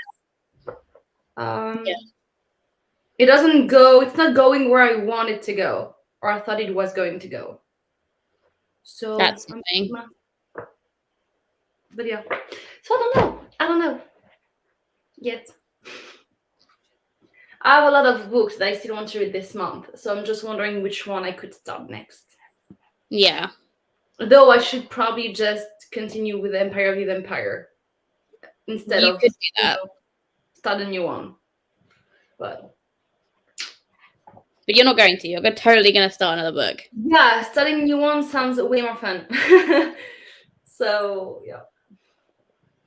Okay, this cat.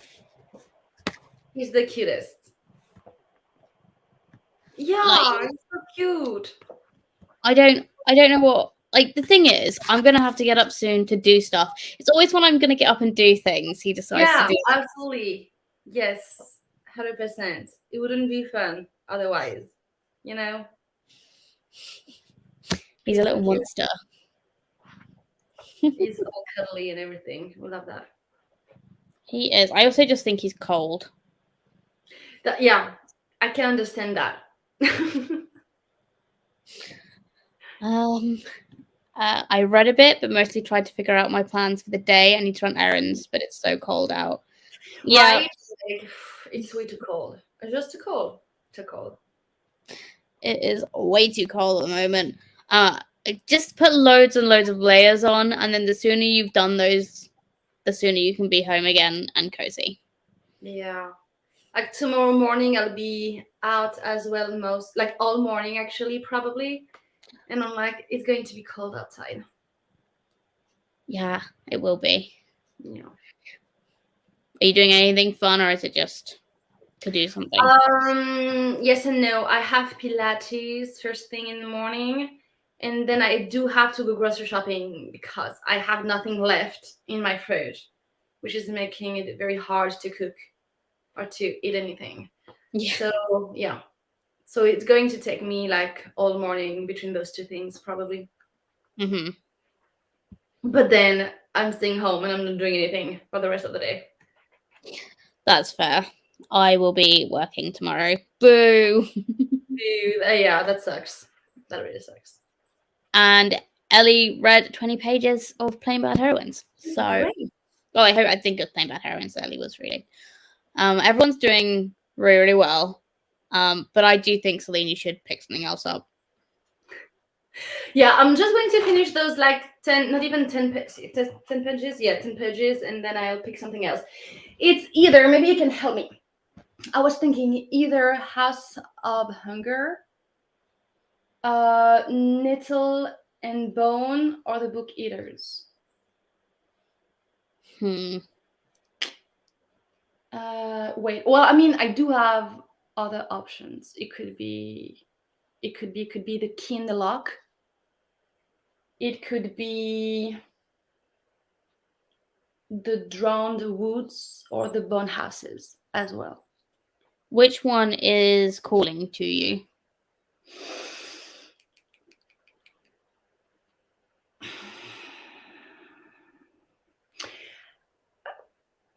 I think I really want to read House of Hunger, but it's also another vampire book, and I'm already reading 2 of those. I feel like I should finish those 2 before starting a new vampire book, right? Like it's too much vampire at the moment. I don't know. I don't think there's ever too much vampire books. I love a vampire book. True. That is true. But I'm very curious about this one. Otherwise, The Key in the Lock, or maybe Nettle and Bones, because I've been wanting to read this one for a long time. Pick up Nell and Bone then, if it's on your like backlist, whatever. Yeah. Okay. I've heard great things about the Book Eaters. Yeah, me too. Read the Bone Houses. It's my favorite book of all time. Really? Yeah, I have those 2 books by the author, so I'm very curious about that. It was an option, but I think we decided on Nettle and Bone just because. Well, just because you just said Nettle and Bone, but like I'm going to read them all before the end of the month. That is the goal, at least. So You've got 11 days. I have like one week left. What time? Wait, what? You have 11 days. Jesus. 10 days. I also have The Secret History to read, by the way. You always like to give yourself a bit of a tough time of TBRs, don't you? Yeah. I have 30 books or 31 books on my TBR for this month, and I've already made my December TBR, and I also have 30 books on it. It's not that I'm going to read all those books, but I like to have options. Yeah, you've got the option to read them. You have lots of options. Keeping them wide open. Yeah. I need to make my December TBR because I'm doing I'm going to take part in a Christmas readathon, but it's a horror book readathon. Oh, so it's called the Christmas Evil readathon, and it's quite a few things. But I need to look at the prompts and actually make a TBR for it. Yes, that's very true. I already made my TBR for my winter readathon. I'm very excited. Oh yeah, is that the prompts coming up at the end of November? Yes, I think I'm going to put them up between like the last Monday of the month, probably like around that 28th or 30, something around that. Because I need to film a TBR for that. I'm really, really bad at keeping to your readathons, but I like making a TBR anyway. We do love to make TBR, like lists in general. We love that. I was planning on filming my December TBR today, but I have so much stuff so much other stuff I should do that I might not have time. Yeah, That's fair. fair. I mean, I was supposed to film a bunch of videos today, and I've just stayed in my pajamas all day because it's been cold, and I wanted to. I mean, we still have like 11 days to film stuff for December, or even like at the beginning of December, still fine to film TBRs, right? It's not Yeah. too late. Yeah, I don't really know how Christmassy my content's going to be, to be honest. Me neither. I should film a video for the readathon. I'm not going to, but I should. You should. I should. I know. You 100% should. But I'm counting on you guys to do that for me. So here we go. I'm so bad at that, I swear. Oh, dearie me. Yeah. Well, I had a lot of plans to do this weekend, and I've done nearly none of them. That's fair. What did you have to do? Just filming. The thing that I did that I did plan to do was clean, and I've done like 90% of that. Mhm. Because the living room needs like a sweep and a hoover, and I didn't do that. But I've half cleaned the bathroom, so I should probably finish that tomorrow because I can't bother to do it now. But the kitchen is all done, and my room is clean. I just got some laundry to do.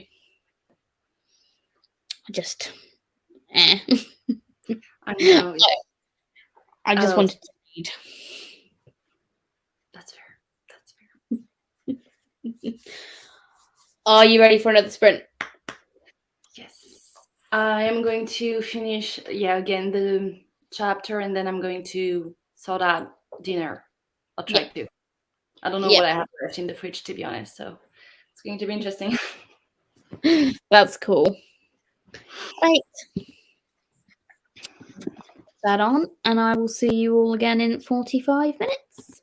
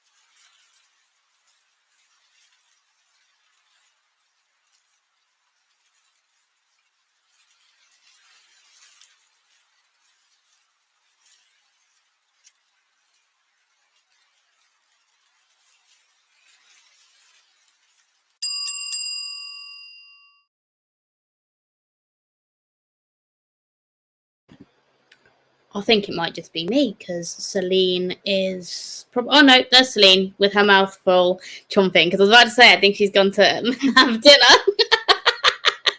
Sorry, I had my phone with me because I was cooking, and then I didn't want to wait to eat. It's so good, so I had my phone with me to make sure that I was there. Sorry. What did you make? I mean, like a casserole with, because I had some cabbage left. Mm-hmm. With onions, garlic, tomato sauce, like tomato pulp more than sauce, vegan cheese, and yeah, with rice. I had that with rice and some fried tofu, and it's like scrambled tofu, and it's really good. Like, it doesn't sound maybe good, but it's really good. No, that sounds good. That sounds delicious. It sounds much more exciting than what I'm gonna I have. always make weird stuff like that with what I have on hands, and yeah. Well, you made something. Yeah. Working with novel for the sprint. Got to get 2 hours of space to stay on track. Gonna dip out now to run my errands. I might be back later. Well, I'm gonna be live for a lot longer. Well, not a lot longer, but a couple more hours at least. Because I think I'd like to finish this book. You're halfway through the book? Not yet. About a third, I'd say. But you could. It's very early. You could, like, if you go on for like another maybe 3 hours, you could definitely. Yeah. Well, I'm on page 58 of 169, so I think I can probably do that. But I lit the fire in that sprint because I was getting cold. That's but fair. It's lit and it will start to warm up the room, which would be good. I've got Blue behind me now. Finally, baby. Finally cold. And I'm getting cozy now. And yes, I'm sitting on the floor on Hannah's dog bed because Hannah's right here. Hi. Just Hannah has finally reached 800 subscribers, so we're very well deserved. We're very happy. I've had a good day. I finished You Must Not Miss, finally. Gave that 3 stars. And I'm finally reading Almost to Dead. So it's been good. And Celine finished The Sanatorium. And I'm halfway through I, Dracula. So very happy as well. And I don't know if I want to continue reading, actually, because I'm starting to get tired. After food, I will definitely be tired. I know myself. So maybe I'll just watch a movie. I'll stay with you on the sprint, but instead of reading, I'll watch something. That sounds good. I'm all ears for a suggestion because I never know what movie to watch. So please. I never know what I'm in the mood for either, which is not helping to give me a rec, but yeah. Well, last night I watched Journey to the Center of the Earth. Like, you know, the old 90s movie because it's on Prime with Josh and Brendan Fraser. It was amazing. I was like, I love this film. It's so the book. No. Okay. No, but the film is not really an adaptation of the book. It kind of is, but the book exists in the movie. I love it so much. It's such a silly movie. Yeah, that sounds great.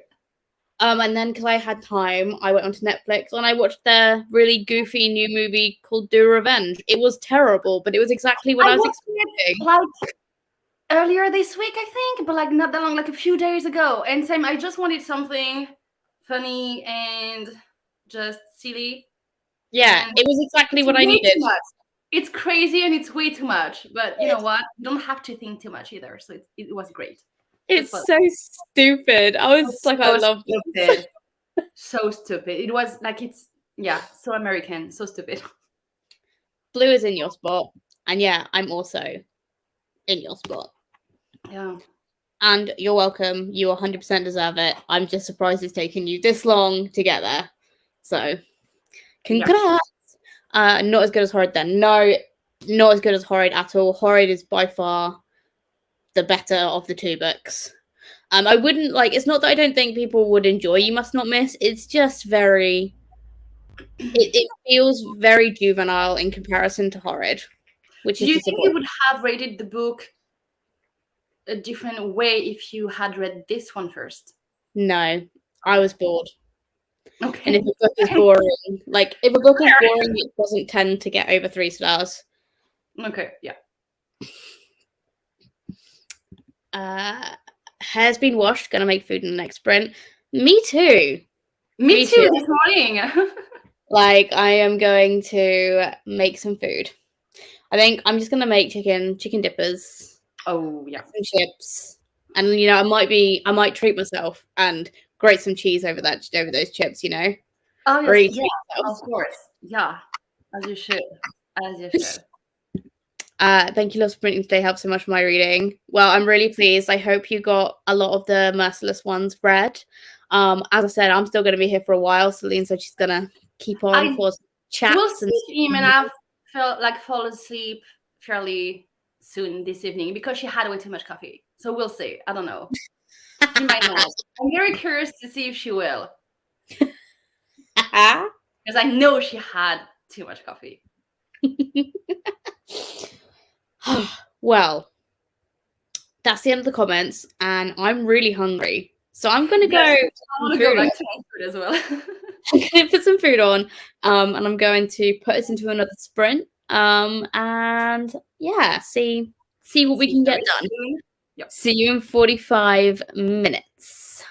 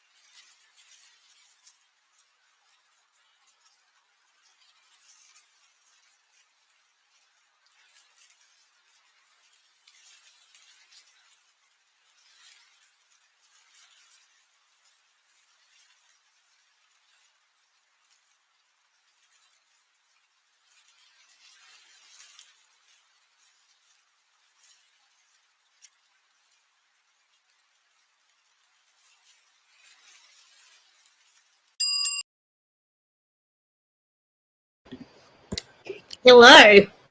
Hi. I had my dinner How and is didn't it? do anything else. I was watching YouTube on my phone, but I had my dinner, and that's all that matters. That's great. How was it? Was it good?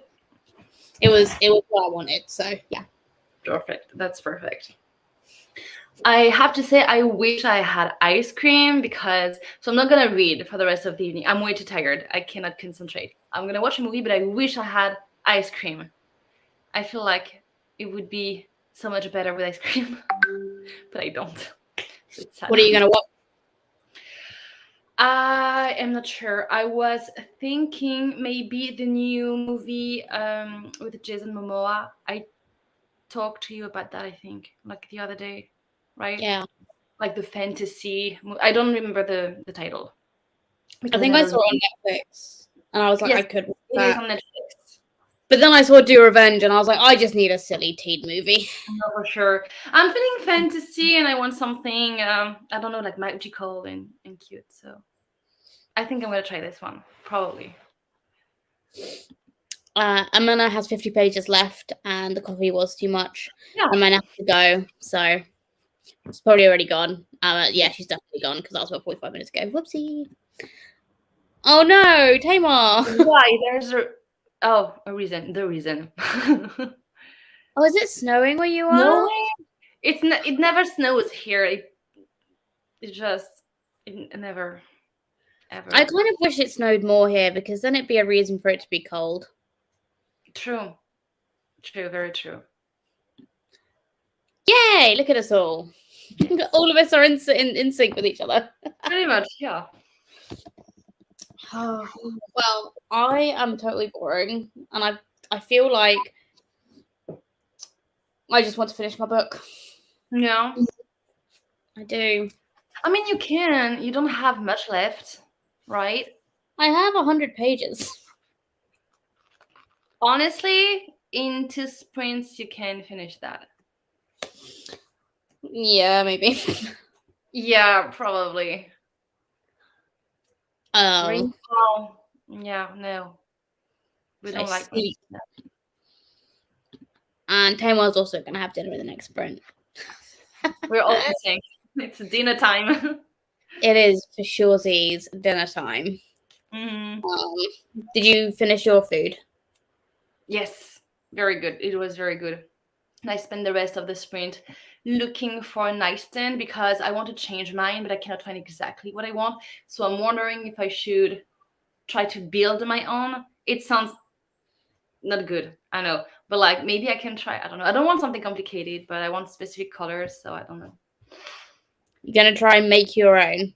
I can't. Like, it's not that complicated. It's just a nightstand. It really isn't complicated. I don't think so. I would love to watch you do this. If you do this, you have to make a YouTube video out of it. Oh my god, no! It would be chaotic. Yeah, that's why I would make it good content. I could try. If I do go with making my own, I can try to film that. You should. It would be really funny, and it would give me lots of entertainment till you try and do it. Probably. Also, I'm going to buy plants tomorrow. I want some plants. I could vlog that. I'm never going to do that, but I could. We don't have any plants anymore in the house. After the two people have died. Yeah. I don't do well with plants. I kill them. That's also my problem, so we'll see how it goes. I'll try with just one at first. And it's gonna die in a month, but we'll see. Maybe not. Maybe not. Who knows? And everyone's like decorating for Christmas, and I'm like, it's too early. It's too early. Like, look, I'm yelling at everybody. Everyone's saying I'm decorating. Like, no, it's spooky season still. Like, no. Until the 1st of December, and then it can be Christmas. Exactly. 1st of December. Same. I don't know if I should actually buy stuff for my bedroom, because even if I do, I don't know what. Baby blue. It looks so comfy. So comfy. Yeah, he has a whole sofa to himself. Yeah. Don't you, bud? He's so mad at me. My legs are a bit red because they are so cold. Oh no! That reminds me when I was riding, like horse riding, it was like in winter, it was the worst as well. You were red all over because you were so cold. Oh, yes, presents. I need to start buying them as well. Yeah. Mm. Trying to figure all that out is really hard. It's like creating a list, but then I'm like, I'm going to get all my family books anyway, so. Well, I mean, mainly it's books as well. Like for you guys, it's always books, so it's easy. Well, I'm such a cheapskate that I think I'm going to gift off my shelves. You told me that the other day. It's completely fair. But I've got my mum a new book, so I feel a little bit bad. But I also, after what my family have done to me this year, I don't care that much. Like off your shelf would be perfect. It's fine, right? It'll be fine. Yeah. Like I'm going to have to send them to them, so. Mm-hmm. Yeah. He's just cinnamon rolled. It's actually adorable. Oh, to be a cat. Little roll of cat. Yeah. Yeah, it's cold for him as well. Not just for us. Yeah, it is. He gets very cold. And that's when he snuggles up to me, is when he's cold. So cute though. Because he steals my heat. Mm-hmm. Oh. Well. I think if we jump to the next sprint, Yep. Amy might not be that far off from joining us. Yeah, I think so. What time is it? Oh, you said 7? Yeah. So it's going, yeah, like probably at the end of the next sprint. Yeah. She might not get here until 7:30, but I figured that it doesn't really matter. Yeah. But I need to sort the fire out because it's going a little bit crazy at the moment. You need to do that. And I need to go take a shower. Ah, you're going to shower in this sprint. Yeah, to get cozy and then watch the movie. Nice. I'm going to buy my family books, but I still need to find the perfect book for my brother. I love that. Everybody is buying books. I don't know. I love that. Right. Time for another sprint, I think. So I will see you all in 45 minutes.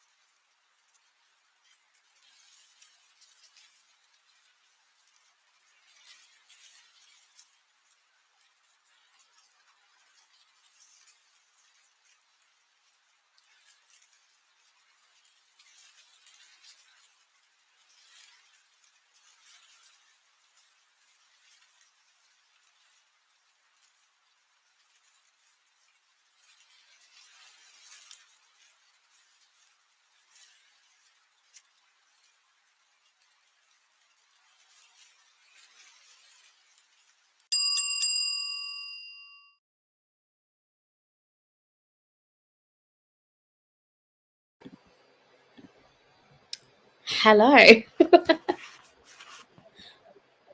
Oh, hold on a minute. Why can I not hear you? Hold on. Amy, I can't hear you. Okay, hello. Can you hear me? There we go. Now I can hear you. Technology. I have 2 Celines. Wait a minute. That was really weird. My connection. It's not Okay, weird. that It's my connection. It was good all day, so it's better than nothing. That's true, but that was so weird because I could see you, but then I had your old one like in the corner, and I was like, "What? What?" Sorry, the connection. It's okay. Hi, Amy. How are you? Good, Hi. thank you. Busy day. We went to Sundown Adventureland, which is a theme park for children for the morning. So good fun all around. And then I don't even know what we did this afternoon. Oh, built some furniture and looked after my little boy. So not just a usual kind of Sunday. Have you had a good day reading? Yep, I finished 1 book this morning. I'm getting through my second one. But I Awesome. needed to do sprints because I'm terrible at keeping myself accountable without them now. Yeah, Trained my brain. we absolutely need them. But I think I'm almost halfway done. Cool. What are you reading? What Moves the Dead by T. Oh. Kingfisher. Cool. Finally getting to it. But it's a retelling of The Fall of the House of Usher by Okay. Edgar Allan Poe. So I read that earlier just as that's a short story because I found it online for free. And I'm glad I did because I don't think I'd understand this book otherwise. I think I've read it, but a long time ago. I've got a book of Edgar Allan Poe short stories. It's really good, actually. Yeah, it was interesting. I think I gave it 3 stars because it's really weird. I listened to an audiobook on Friday and I've been listening to it over a couple of weeks called Usher's Passing, which is another Fall of House of Usher retelling. So when this was also a retelling, I thought, well, I should probably read the original short story then because I feel like the universe is telling me I need to. Definitely. Yes. How's your movie, Celine? It's good. It's really cute. I like it. I'm only not even 30 minutes into it, but I'm really enjoying it so far. It's Which actually one did you go sad for? as well. It's a bit sad, but I like it. Which one did you go for in the end? Slumberland. So the new one with Jason Momoa. Yeah. And it's really cute. And the visuals are really good as well. So yeah. Good. Right.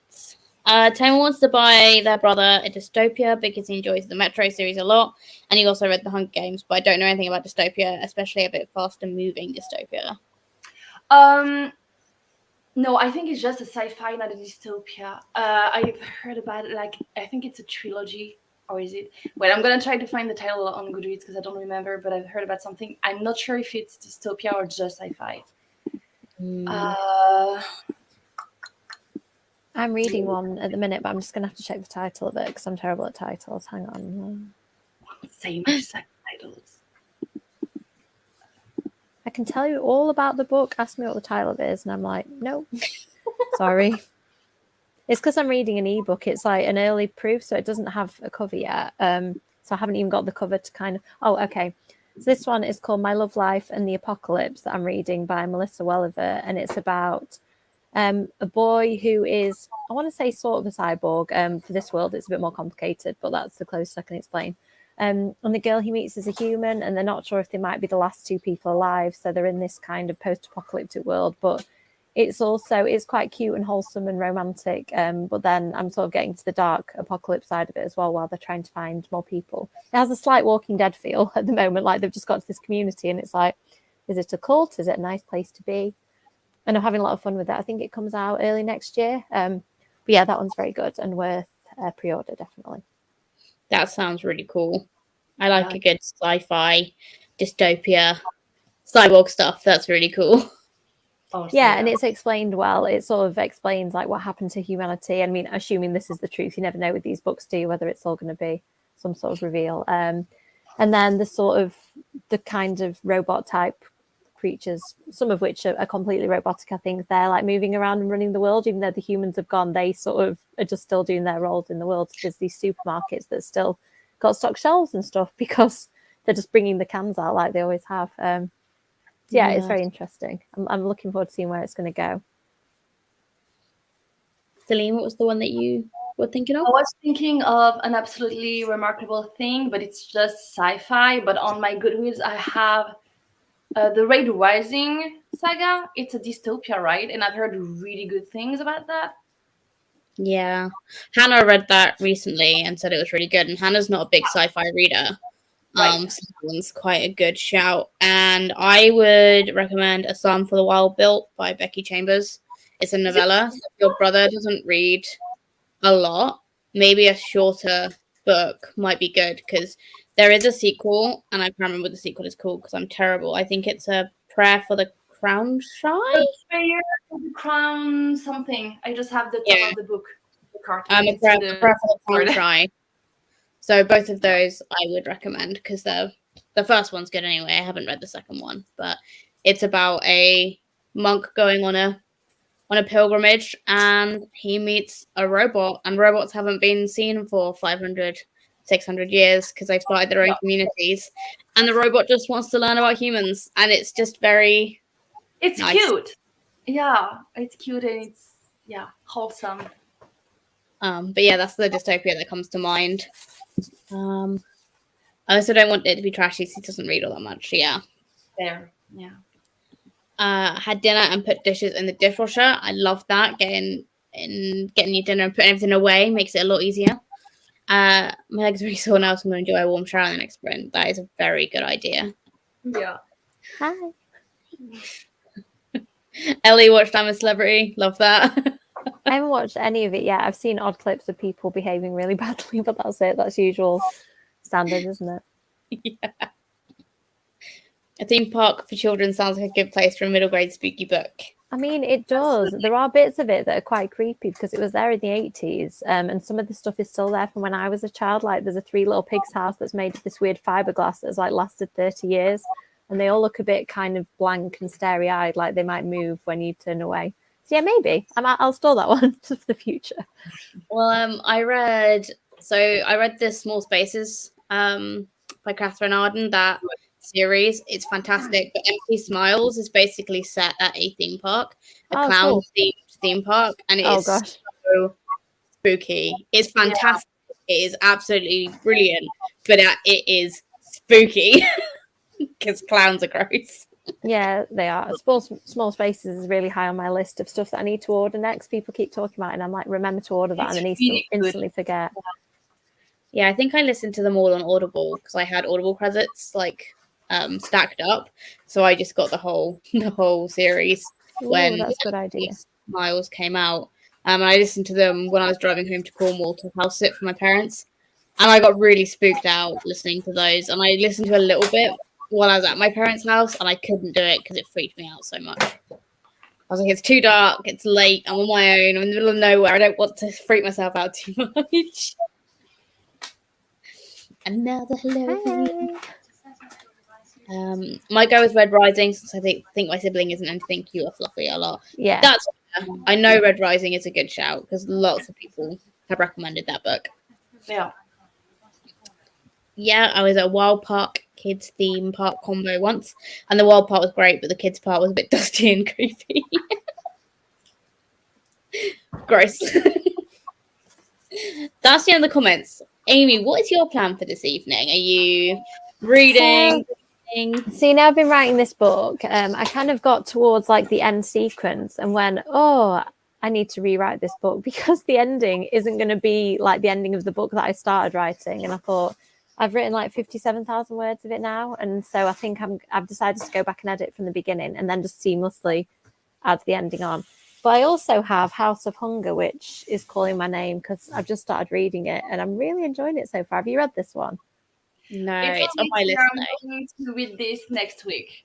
Yeah, I'll be interested to see what you think of it because so far, like, the atmosphere is gorgeous. I haven't read The Year of the Witching yet, which is also on my shelf. I have it also here. I need to read it as well. Well, I think I'm going to finish this one and then read the next one because I just love, when you get like an author's voice and the narrative, you just love it straight away. Like I'm really in it. And I don't know whether they're strictly vampires. They're people who drink blood, whether they're vampires or not. I don't know yet. But I think it's based around Elizabeth Bathory, like the Countess who supposedly drank blood to stay youthful. And I didn't know that. Yeah, she's called Elizabeth, the Countess, that this young girl has gone to be a blood maid for her. So yeah, it's very good. I think it might be adult. As I was reading it, I was like, is this young adult? And I don't know how far it's going to go with the bloodletting and stuff. But yeah, so far, really good. Okay. And sorry if you can hear strange noises. It's not like a body being dragged around. My husband is building shelves. It's just like every now and again I'm seeing like something slide into view and I'm like, this probably looks really bad. But yeah, it is just a box being slid and back. We're trying to find enough storage for my toddler's stuff. He's got so many toys that we just need somewhere to put them. So we've got one of those enormous IKEA things and it's hilarious. I was reading Horror Store last week, which looks like an IKEA catalogue. And now we have IKEA instructions all around my house. And it's really creeping me out because I keep seeing stuff and I'm like, no, haunted furniture in my house. This is really bad. Yeah. That like must be the worst like response of just being like, oh my god, now I've got to actually build IKEA furniture. That's the one thing I don't want to do after reading a horror book about IKEA. Oh, well, Kev said, and we need to order some IKEA shelves. I was like, I'm not going to the shop. Can we order it online? Like, I don't really want to walk around there after reading Horror Store because it was terrifying. I really enjoyed it, but yeah, I'm not going to go to IKEA anytime soon. So if that's the purpose of the book, then it did its job. Yeah. Celine, you were going to read. House of Hunger was one of your options earlier, wasn't it, to pick up? Yeah, absolutely. I definitely want to read this one like before the end of the month, for sure. But so the reasoning the premises, so yeah. The reasoning she didn't is because Celine is currently reading 2 other vampire books at the moment. Oh, like I'm in the vampire mood. Well, I'm already reading 2 at the moment, so maybe I should at least finish one of them before going into another one with vampires. So yeah, I'm not going to dissuade you. I'm always in the vampire mood. Like there's usually a vampire book on the go. I think I'm still reading the first House of Night book, which I'm buddy reading with somebody, and we're sort of on pause at the minute. And then I'm reading this one, so I'm reading 2 vampire books at the moment. I'm not reading any vampire books unless these end up as vampires, which maybe. Yeah. Okay.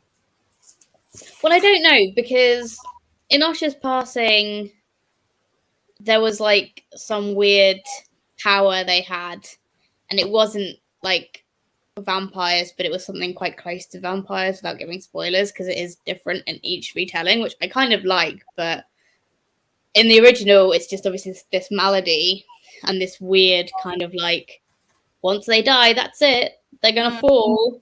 And in this, it's very similar, but there's this weird thing that's like corrupting the earth as well. And like the animals are acting really weird. So they might end up being vampires because there is some like allusion to something along those lines, and I'm quite excited. I like how you could be accidentally reading a vampire book and you just don't know yet. I mean, I wouldn't be surprised because I love vampires, as you know, Amy. But also this hand on the cover with all this like mushrooms and stuff on it. You really have something with mushrooms, I have to say. I love books with like anything to do with fungus. I find it really interesting because like scientifically, it's like it says technically, like I was talking about this the other day with Hannah about like if there will ever be like a zombie apocalypse, it will probably be a fungus. It won't be like a medical thing. It will literally be scientifically, it will be some sort of fungus. And like the natural world around us is super flipping interesting. Have you played The Last of Us, the computer game? I love it so much. I'm such a wimp though, because I can't play all of it because I get too scared. I love it. It's probably one of my top 3 games. And I was just thinking of the clickers. They're like the scariest zombies to me. And there's all different kinds, but they have like these fungal kind of parts of them, don't they? And they click to find out where you are in the room. So you're staying really still and the zombie's just clicking at you. It's so scary. They kind of look like the Demogorgon from Stranger Things, to be honest. Yeah. And it kind of has the same outcome if you meet it face to face. So it will eat you. But I seem to be fascinated by anything with fungus. And so does T. Kingfisher. I have noticed a theme with T. Kingfisher. There is always mushrooms somewhere. Have you read House of Hollow? No, but I don't think that's fungus, but there is a similar vibe to that of weird growing, I think, if I remember correctly. I think I've got it on my TBR. Hold on. Let me double check. Or if I don't, I have it on my to buy TBR. And also there's an Anna Marie McLemore book that has a girl who grows flowers out of herself, and I'm trying to remember which one it is. It might be Wild Beauty or The Weight of the Moon. Have you read any Anna Marie McLemore books? They're really good. No. Oh, she's written so many now. I'm quite behind, but The Weight of Feathers was the first one I read, which is kind of a play on a Romeo and Juliet thing about two families that are kind of opposing, but it's magical realism, so it's got that feel of not knowing where reality ends, and kind of, yes, they're really good. I'd recommend looking her up, actually. I find this funny because House of Hollow is the other one I've got on my TBR like thing upstairs. I was like, I'm pretty sure that's what it's called, but now I've seen the cover, I'm like, no, that's 100% the one that I've got upstairs. Because I was going to try and read it this weekend, but yesterday was a bit of a write-off for me where I didn't really do anything. And I watched silly movies instead. That sounds good. So, but I will be reading it probably this week. But I do actually have only a week now to finish Ordinary Monsters. Yeah. I love how every time you pick that up, it's like, wait, just give me. It's really heavy. It's really heavy. But I think what I'm going to do is listen to the audiobook, because I'm pretty sure the audiobook is on Scribd. Yeah. So I think I'll just listen to it while I work, because I think realistically that's the only way I'm going to finish it before I have to speak about it. Because it's so big. It is. It's so big. Like if I can't pick a book up, it's kind of a no from me usually. Like I can't cope with books that are longer than a few hundred pages now. Like this one, I was a bit worried because it's a hardback, and then I looked and it was like 300 odd pages, and thought, oh good, I can handle it. I don't mind a big book, but I like a big book that is either all vibes, no plot, or it's got to have a plot that's fast paced enough for me to be like, okay, cool. But then everyone says I'm a massive hypocrite because I like Lord of the Rings. I'm like, but if you actually split Lord of the Rings into the 3 books, they're a normal size book. Like it's a 300-page book. Each of them are like between 300 and 400 pages, which is the average length of a book. So it's like, it's not actually that big. I kind of think you get to be a hypocrite when it comes to books, because books are so like variable, and there can be something that you really specifically love about a book that the next person will pick up and loathe it, and love something that you loathed about the book. So I just think you can have rules and completely break them. I'm saying I don't like long books, and yet people are like, excuse me, what's your favorite book? Dora Smoke and Bone. Is that quite long? Yeah, okay, fine. So yeah, I don't know. I think you can be a reader who has rules that are just made to be broken. I made myself a list of rules at the beginning of this year. I did a video about stuff I wanted to do, and it was like, don't read multiple books, read outside your comfort genres. I was like, I did such a good job. I'm gonna have to watch that video actually and see what all the stuff I said I'd do was, because I'm sure I've done none of it. You should do a reaction video to reacting to what you said you do versus what you've done. I just listen to each one and go, no, didn't do that. Didn't do that one either. I'm pretty sure. I can remember 2 of them, and I've definitely not done either of those. So, yep. I'm also impressed that you read books that you've recently hauled, Amy. Although I recently hauled this one and I picked it up pretty quickly and ignored my actual TBR. Yeah, I tend to do that more often than anything else. Like literally order a book, it arrives and I read it, and my TBR is like, what about us? Yeah, or publishers like I got Cynthia Murphy's new book this month, Midnight Game, and just went, sorry, everything else on my pile, I'm just going to read this immediately, because I just was really excited and I didn't know it was going to turn up. So that just derailed my reading plans. That wasn't even my fault. That was Scholastic, which I'd really appreciate, but still, I hadn't planned for them to send me it. It's like that meme template of the guy with his girlfriend looking at the other girl walking past. Like my TBR versus the new book I just bought. Yep. I don't like leaving my house, to be honest. Like for nature, yeah, for sure, 100%. To go see people, nature, yes. If I was in Cornwall, I like going to the beach. and I like going on walks around there. But where I live now, it's in a city, so it's not exactly like nature. And the parks nearby, I don't particularly want to go there because people get stabbed in the middle of the day. So it's not particularly a safe. Well, it's safe. It's like it's fine, but like recently, it's not been that safe. So like going outside is not something I put high on my priority list.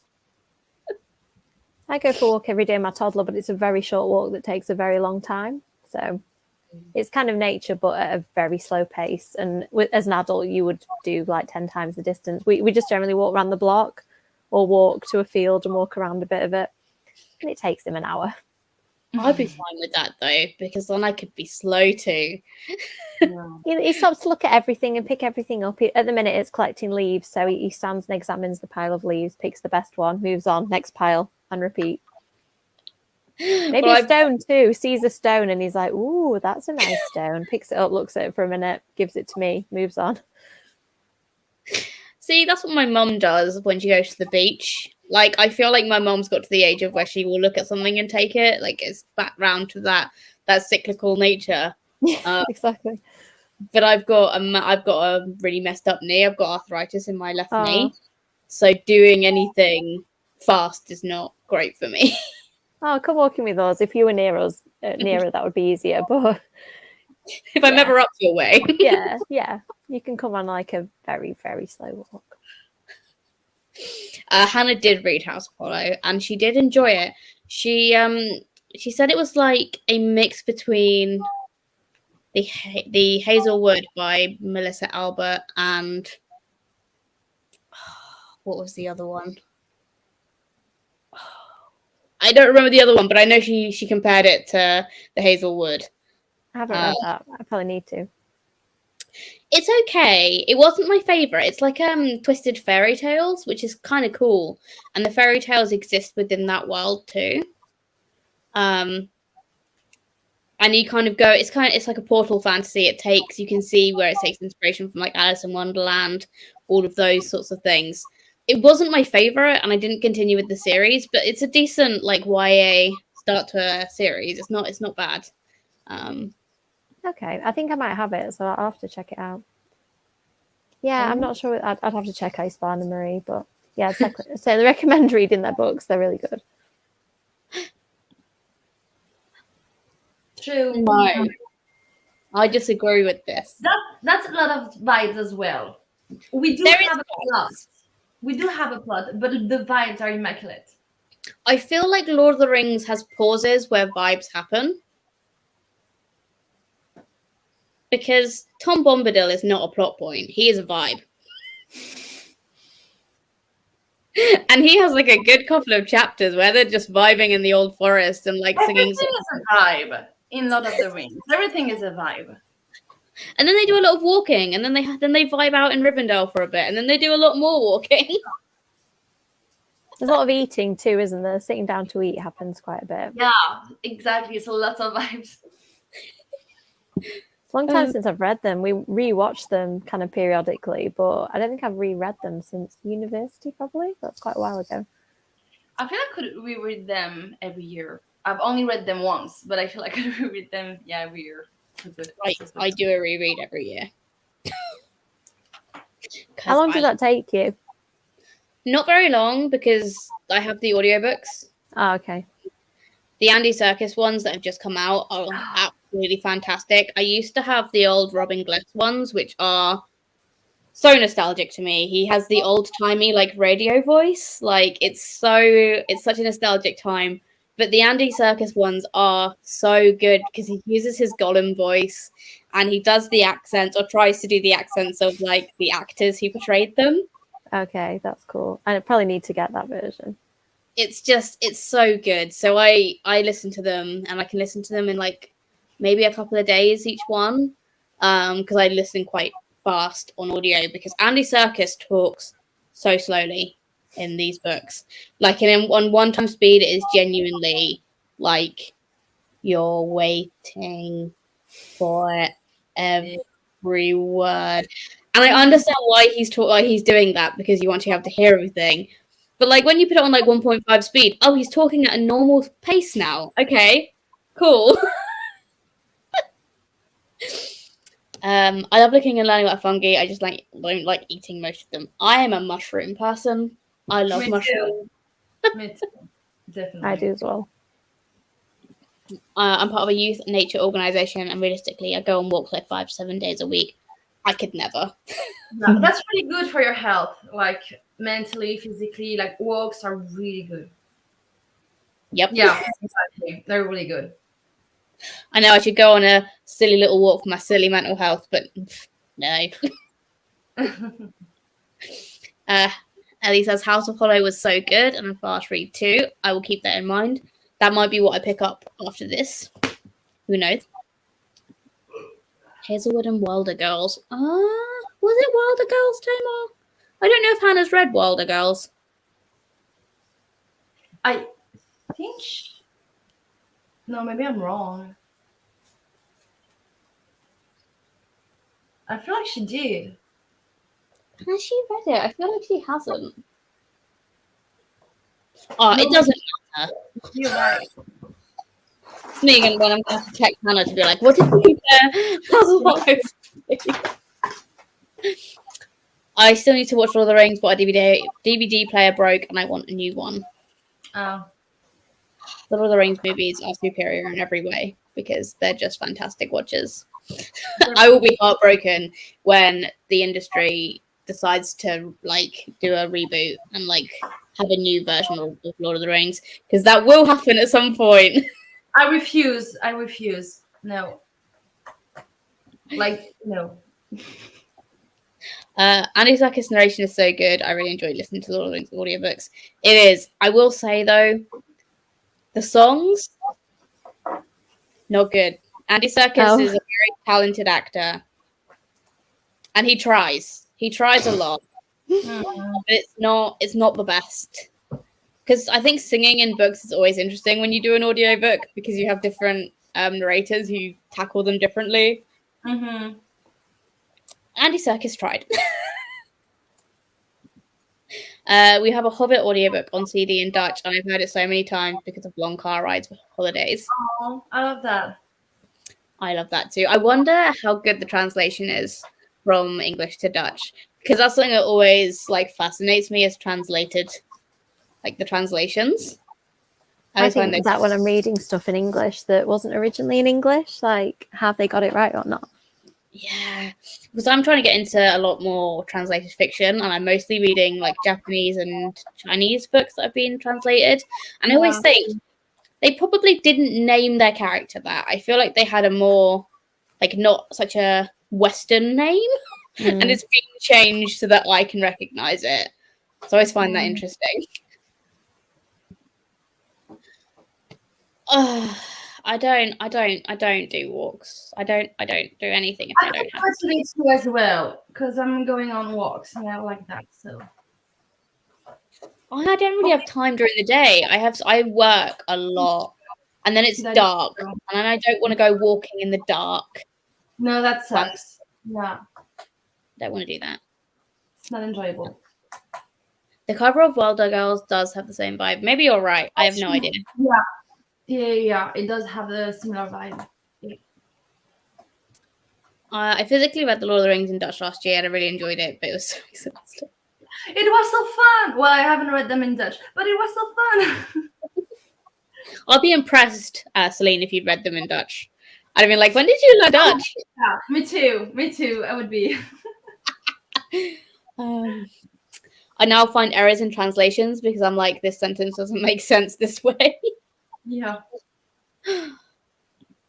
No, Tamar, I appreciate what you're trying to do, but absolutely not. I wake up as close to when I have to either leave or go to work as I can. I like sleep. Yeah, I like sleep a lot. And I have this animal right here, who doesn't let me sleep. He wakes me up to feed him. Also, like a toddler, we've had this conversation, but yeah, having a cat is like having a toddler. Won't let you sleep, eats you out of house and home. Yeah. Okay, so we're at the end of the comments. So I'm going to put us into another 45-minute sprint. Great. I think I will probably do this one and then one more. I'm very sorry, Amy. Perfect. No, that's exactly how many I want to do tonight. I think we're watching the new Chris Hemsworth series that's on Disney Channel or Disney Plus. I'm so old. Disney Channel. Called Limitless. It's about like him doing different stuff to try and cope with stress, and it's really interesting. And I love him, so it's kind of good all around. I'm learning. I'm looking at Chris Hemsworth, so it's definitely recommend it. Who doesn't actually? Yeah, I mean, I think even my husband I'm watching it with is like, wow, Chris Hemsworth. So sorry, Kev. We saw him in real life in a restaurant, me, my brother, and my husband, and literally all of us just sat there in London, like going, look at him. Wow. I think they were as impressed as I was, to be honest. Did you say hello? Did you like go and say anything? He was with Liam Hemsworth and a group of really beautiful people, like all having a chat. And I was like, I'm going to go over there. And they both were like, no, don't. You can't walk up to that table of people. So I got kind of outvoted. So I think I would have done if I was on my own. And he walked past us and kind of nodded and grinned. And we were like, oh, God, he knows. He knows. That's worse. That is so worse Yeah. because he clocked that you guys were talking about. Yeah, exactly. And this was pre like the really big fame as well. Like I think Thor had come out and he was filming Snow White and the Huntsman, which was why he was in London because he'd got like long brown hair. So yeah. So I've seen him, not had a conversation with him. Still a bit bitter about that. My brother, like, I think he would never have spoken to me again if I'd like humiliated him any more than I already did. Okay, so I'm going to put us into a 45-minute sprint, and then I may either do another 45 minutes after that or a half an hour, depending on how I feel. Yeah, cool. Okay, thank you. So, I will see you all in 45 minutes. Bye.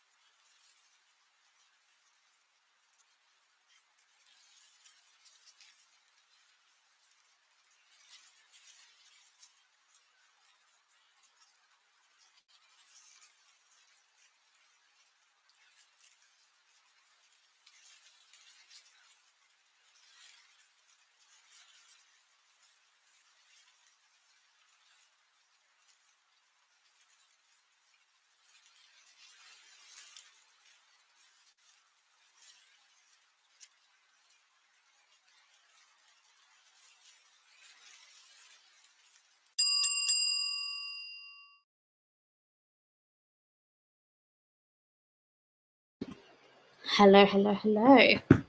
I don't know if Amy knows if the sprint has finished or not, but it has. I finished my book. Yay! I think I'm gonna go to bed. I'm dead tired. I'm falling asleep. That's totally understandable. How was the book? I gave it 4.5 stars. Ooh, what was missing? What was missing? Not a lot, to be honest. Yeah. It was creepy as heck. So I've rounded it up to 5. But there was just a few little bits that niggled me. Only a very few small bits. But it deserves a good rating because it is creepy. Well, 4.5 is really good already. Yeah. I wish it was a bit longer, but in their author note, they do say that the Fall of the House of Usher is so short, and the reason they wrote this was because they wanted more explanation as to around the mystery of it. Yeah. So I don't mind this being as that short because it's longer than the short story is, but you definitely need the context of the short story. I think you'd find it really hard to enjoy this without knowing the original. Mm-hmm. But it's classic T. Kingfisher spooky read. And the mushroom thing and the zombie comment that I made earlier was not far off. And I feel very proud. I laughed so much because in the movie there's a kid growing mushrooms, and right when I went back to the movie, 10 minutes after that, I saw the scene and I was like, "Are you kidding?" And we were talking about mushrooms, the coincidence. I literally never see any mushrooms in any movies, and there was this kid growing mushrooms, so it was funny. It was good though. I'm glad I finished it. How did you do, Amy? Fine, thank you. Sorry, I was still chatting to my husband about mundane things. At the start of the sprint, we realised that we need to do the Asda order, which is always checking that you've not put something stupid on the previous time and what have you. So yeah, just another boring adult job to do tonight. I did well. My friend asked me to read her son's personal statement, so I did that first for uni. And then I did some editing, and I've been doing a difficult job of combining 2 chapters, which were both kind of a bit boring on their own, but together I thought would be good. So I think I've just about finished that, which feels satisfying because I've made 2 boring things better, I think. Still needs work, where I'm on that first redraft thing where I keep making notes of come back to that. But the overall shape of it feels better now, so I'm feeling quite happy with it. Good. Blue has moved, so he's now in an inconvenient spot. Aww. He was being all to be close to you. He's cold again because the fire went out. Because I was like, I'm not going to be down here much longer. But he's cold again. So he keeps on looking at me please stop noticing me. Don't look at me. But yeah, I finished my book now, so now I'm in a really weird place. Because if I do another sprint, I will be picking this up. Yeah. And it's late. Do I really want to read that? Because I also have my Kindle. Because I remembered I had this and was like, oh, I have books on here. What are the options in the Kindle? I have no idea. Oh, for goodness sake. Yeah. Okay. It's just done an update. I have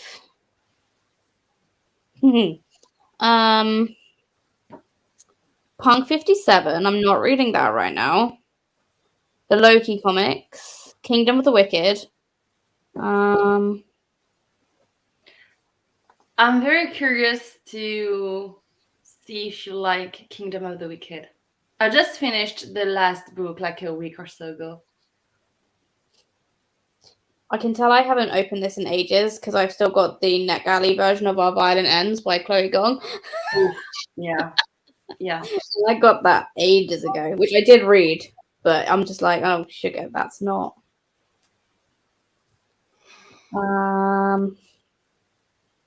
have Zodiac Academy. I'm not reading that. I've got all of the Ingo books by Helen Dunmore. which were my favorite like mermaid books as a kid. Mm-hmm. I bought In an Instant. And I've got a book called The Hollow Crown, which seems to be book 4 in a series for some reason. Randomly, the fourth one. Mm-hmm. You're weird. Yeah. And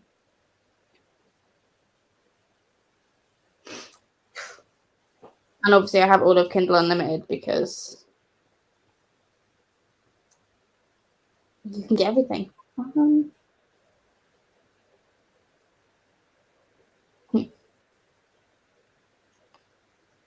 I have no idea.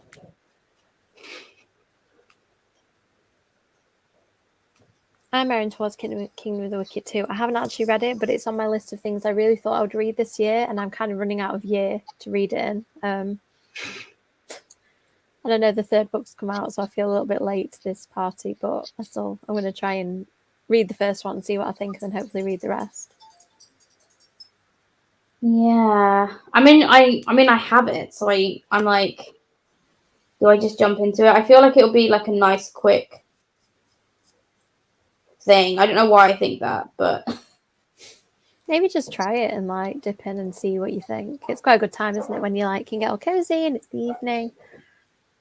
Maybe not too taxing, hopefully. Is it taxing, Celine? I'm guessing from Kerry Maniscalco's other writing that it'll be quite a nice read.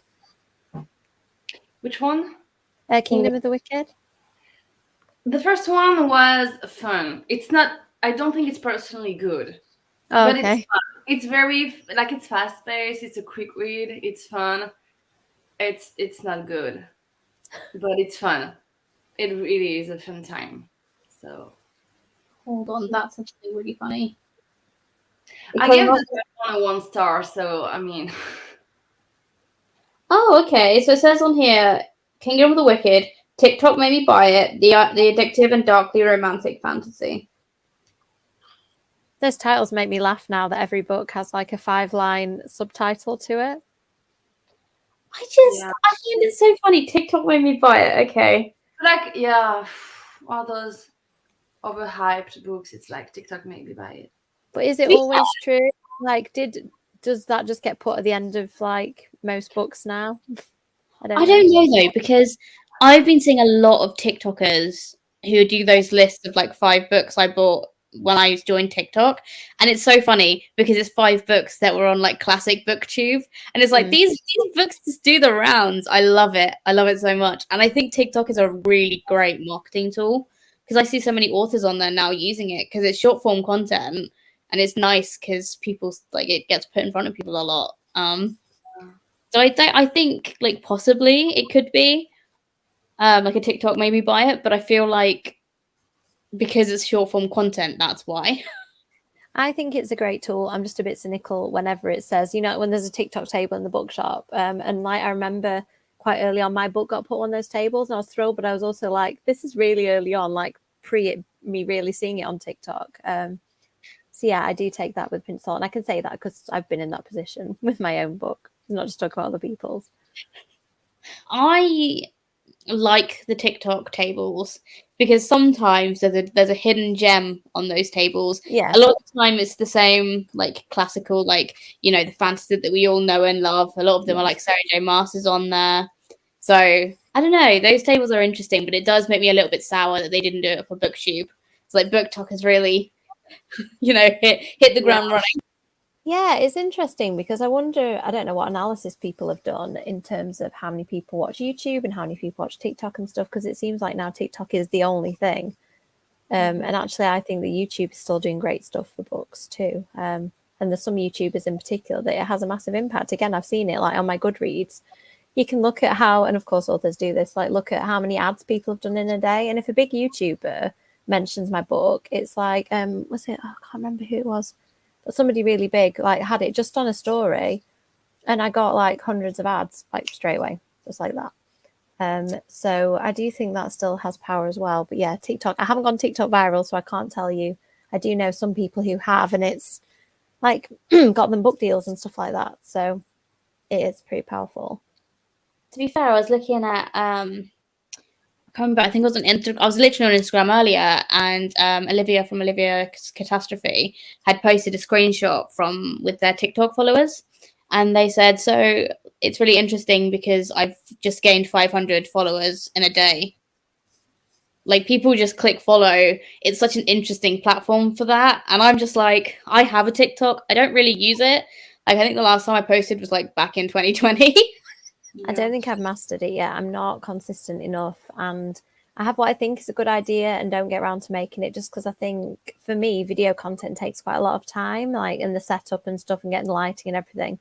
And literally I'm more of a take a quick photo, get it on my Instagram person at the minute. Like I haven't got time to dedicate to filming like on top of what I'm already doing. So I think I find that quite tricky. Yeah. Like my friend who's really good at it, Rosie, she's got like over 100,000 followers and she posts 4 times a day and she's very consistent and the content of what she does is so varied. And I haven't got the headspace all the time for that extra thing, but she's doing amazing at it. And again, she got a book deal with Scholastic kind of off the back of a brilliant book, but also off the back of that. So yeah, I see the power of it, but I just haven't got the time to invest. And it's a risk, isn't it? You could invest all that time and not be the person who goes viral with it. So yeah, for sure. I feel like YouTube for me, like I've tried to be more consistent over like this past year because I was doing BookTube on and off for like the past 2 years, but I never really like committed to it. And this year, like, is the first year I've gone, no, I'm actually going to commit to it. And I find it like fun, the process of it. And I feel like doing like reading sprints as well is a really good way of like connecting to the community. And like with TikTok, you have to have a certain amount of followers to go live and stuff. But I can see the draw to it because it's like Vine. You know, Vine was huge, and then TikTok obviously took over. But I do think it's interesting how much more TikTok is valued over like BookTube, like especially like in the wider context of like social media. It's interesting to me. But now obviously on TikTok you can do like 10-minute videos now, can't you? Yeah, Really? again, I've not really looked into it that much. I think mine still only says 3 minutes, but I don't know whether that's one of those things, you know, that they're rolling out, or if you've got a certain number of followers, you can do it or whatever. I think I can go live, but I can't do some of the like kind of higher follower content stuff. I was thinking that. Do people ever do reading sprints on TikTok? Maybe I could have a go at that. I have no idea. I know people do it on Instagram Live. Like I know Instagram people do it. I have no idea if they do it on TikTok. Have a go. Yeah. I've always been tempted to try to do TikTok, but I'm like, no, I can't overcommit. Like I've got to stick to one social media platform and that's it. Try and get YouTube sorted first. Yeah, that sounds wise. My parents called, so didn't shower yet. I hate that when I'm about to do something and then my parents are like, no, I'm going to call you, make you not do that. Mind you, I did that to my parents today. I had something delivered to their house and I happened to be driving past, so we just turned up like, hi, we're here. We're just going to spend the next few hours. Well, my son did. He ended up, he wanted to stay and play. So I came home and helped build shelves and stuff, which is really unusual actually. So it felt very weird, but yes, I'm afraid I'm on the other side of that now. I'm the annoying one who does that. I don't even have TikTok because I know it will screw me over. To be fair, TikTok, I always say TikTok is a trap. I don't have TikTok. I refuse categorically to have TikTok. Unless you have an iron will of being like, I'm only going to spend 10 minutes on this app, you'll be sucked into the TikTok hole and suddenly it'll be 2 a.m. and you think, how did I get here? But like, I don't even see the point of TikTok because Instagram has video. So yeah, I don't do TikTok. I know it's not quite the same. I guess it's not quite the same, but like, I don't know. Well, have you noticed that loads of Instagram reels are reposts of TikToks? Yeah. Well, you're right. Yeah. Because like, why do the same video twice when it's the same short form content? Yeah. I didn't call, but they asked if it was okay, so I just called. Yeah. It's not. I'm not true Gen Z apparently. I wave at Gen Z from the millennial bench. Yeah, that's I probably don't why even know what I am. millennial. I refuse. I just refuse. I think I'm too old to be a millennial, so that's okay. How old do you have to be a millennial? Isn't it like? Oh, am I a millennial? My husband reckons I'm a millennial. I think I might be just. 1980 to like 1996 or something. Okay, I am then. Like I'm a few years into it. Yeah, I'm an older end millennial, so maybe that's why I don't fit some of the stuff. I'm definitely a millennial. I was, 94, so I was on the You're end 10 of years younger than me. Oh my god, so old. I'm 10 years. I don't know, but I Sorry, love it my. isn't your fault that you're 10 years younger than me. Like, I'm not taking it out on you. Your youth. I feel older than I am though. I don't like being an adult, Amy. I want to go back to being a kid. Can I just It was let my fun. parents do it all? Yeah, university is peak like living, I think, because you can kind of have a lot of the good stuff of being an adult without the responsibilities of being an adult. Like I do think fondly about I don't think I appreciated that time while I had it. No, I definitely didn't. But uni is like no responsibilities. Like you've got some bills, but like it's fine. Instagram reels are already my enemy. I don't like that Instagram has gone to video content over photo content. That personally annoys me because Instagram was always supposed to be a photo sharing site. Yeah, that's true. I love skinny jeans. Skinny jeans are my favoritist bit of clothing that I own. I don't know things at all. You don't. I don't know what mine are. They're not super skinny mine, but they've got a bit of stretch in them. They're kind of. I'm not going to give too much information about why I like that, but yeah. Comfort and it kind of holds some stuff in. I like the ones that have a bit of stretch that you don't have to it feels like you've painted them on. Those are too tight. I'm a true Gen Z in age. I'm 19. See, that's crazy. That's the age. It's funny at my work we joke about that like I'm old enough to have taught some of the people that I work with, and I'm like, oh yeah, okay, fine. See, it's terrifying. 2003 and 19. Tamar is 19 and they were born in 2003. That is mental. I'm like, no, you must be like 13, surely. Yeah, no? Absolutely. I also love skinny jeans being too stretchy, but I do enjoy wearing mum jeans. Mum jeans are great. Like, I love wearing mum jeans with boots.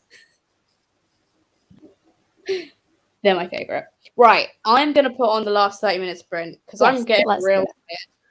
I'm going to go now because I am falling asleep, literally. Oh. I'm so tired. Are you in the same time zone as us or different time zone? I'm an hour. Wait, it's 9:40 for me. Yeah. I would be tired too in your position. The night before, so I'm starting to just be really tired. I just need sleep. That's all, basically. But thank you so much for having me. It was nice to meet you, Emmy. Yeah, and nice to meet you too.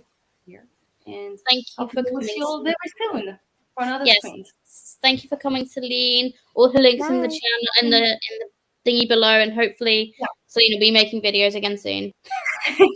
Let's all pray. I don't know. We'll see. Thank you for having me. Bye. Bye. Okay, so I put the timer I'm using to about 30. It's not quite, but it's there. Okay. Awesome. So yeah, I will see you in 30 minutes. Yeah, see you in half an hour.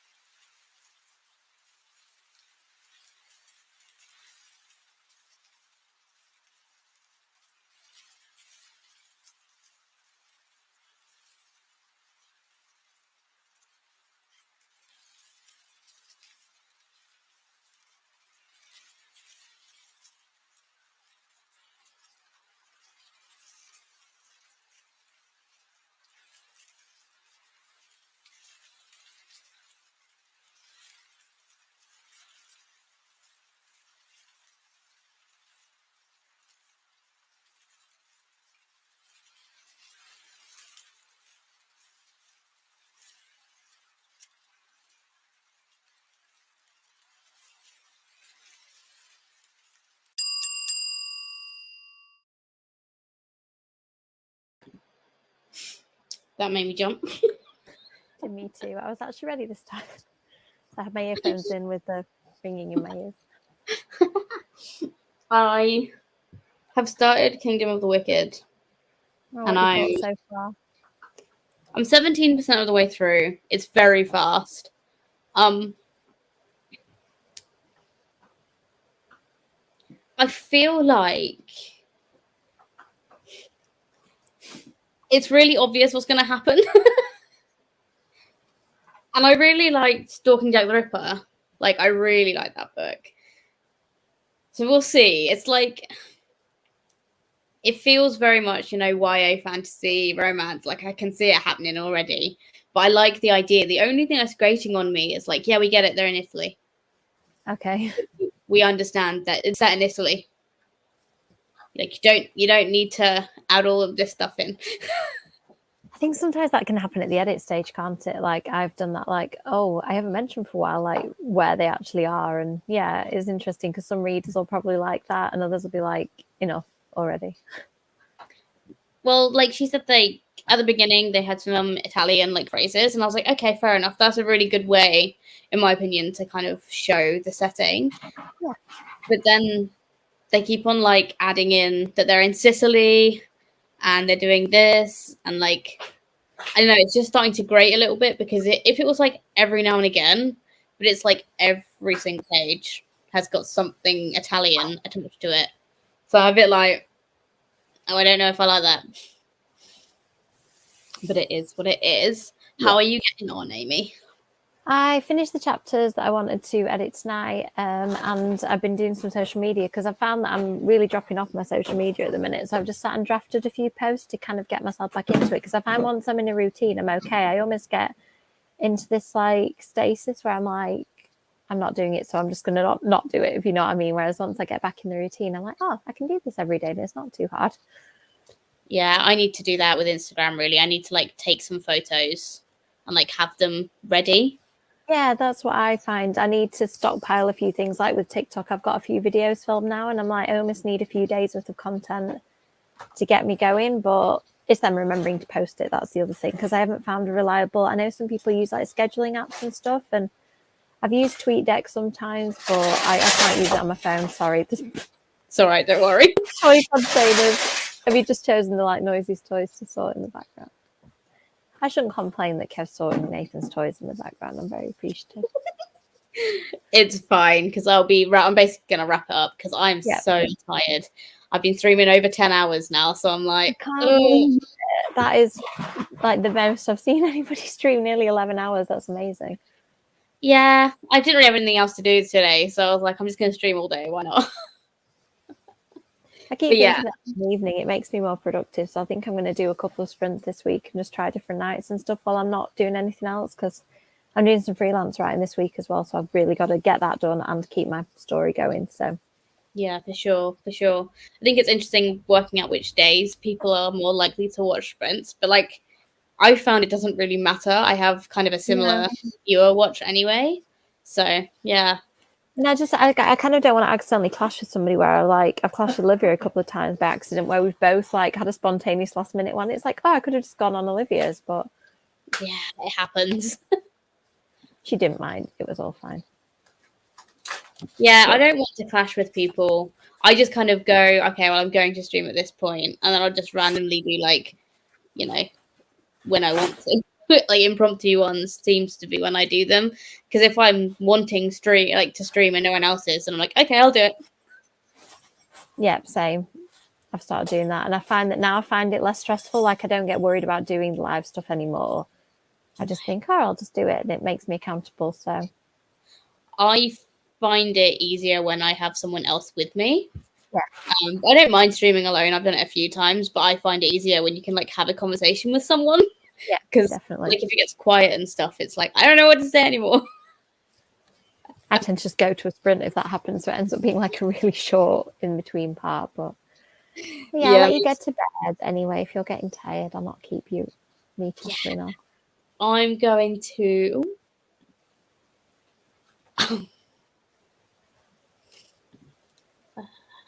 I'm sorry, Tamar. I'm tired. But thank too. you everyone for joining me, and thank you to Amy for joining me for a little bit, and Thank you for having me. Celine and Kelly as well this morning. Everyone's links are down in the description, so go check them out if you haven't already. And I'll see you guys soon. Thank Bye. you. Night.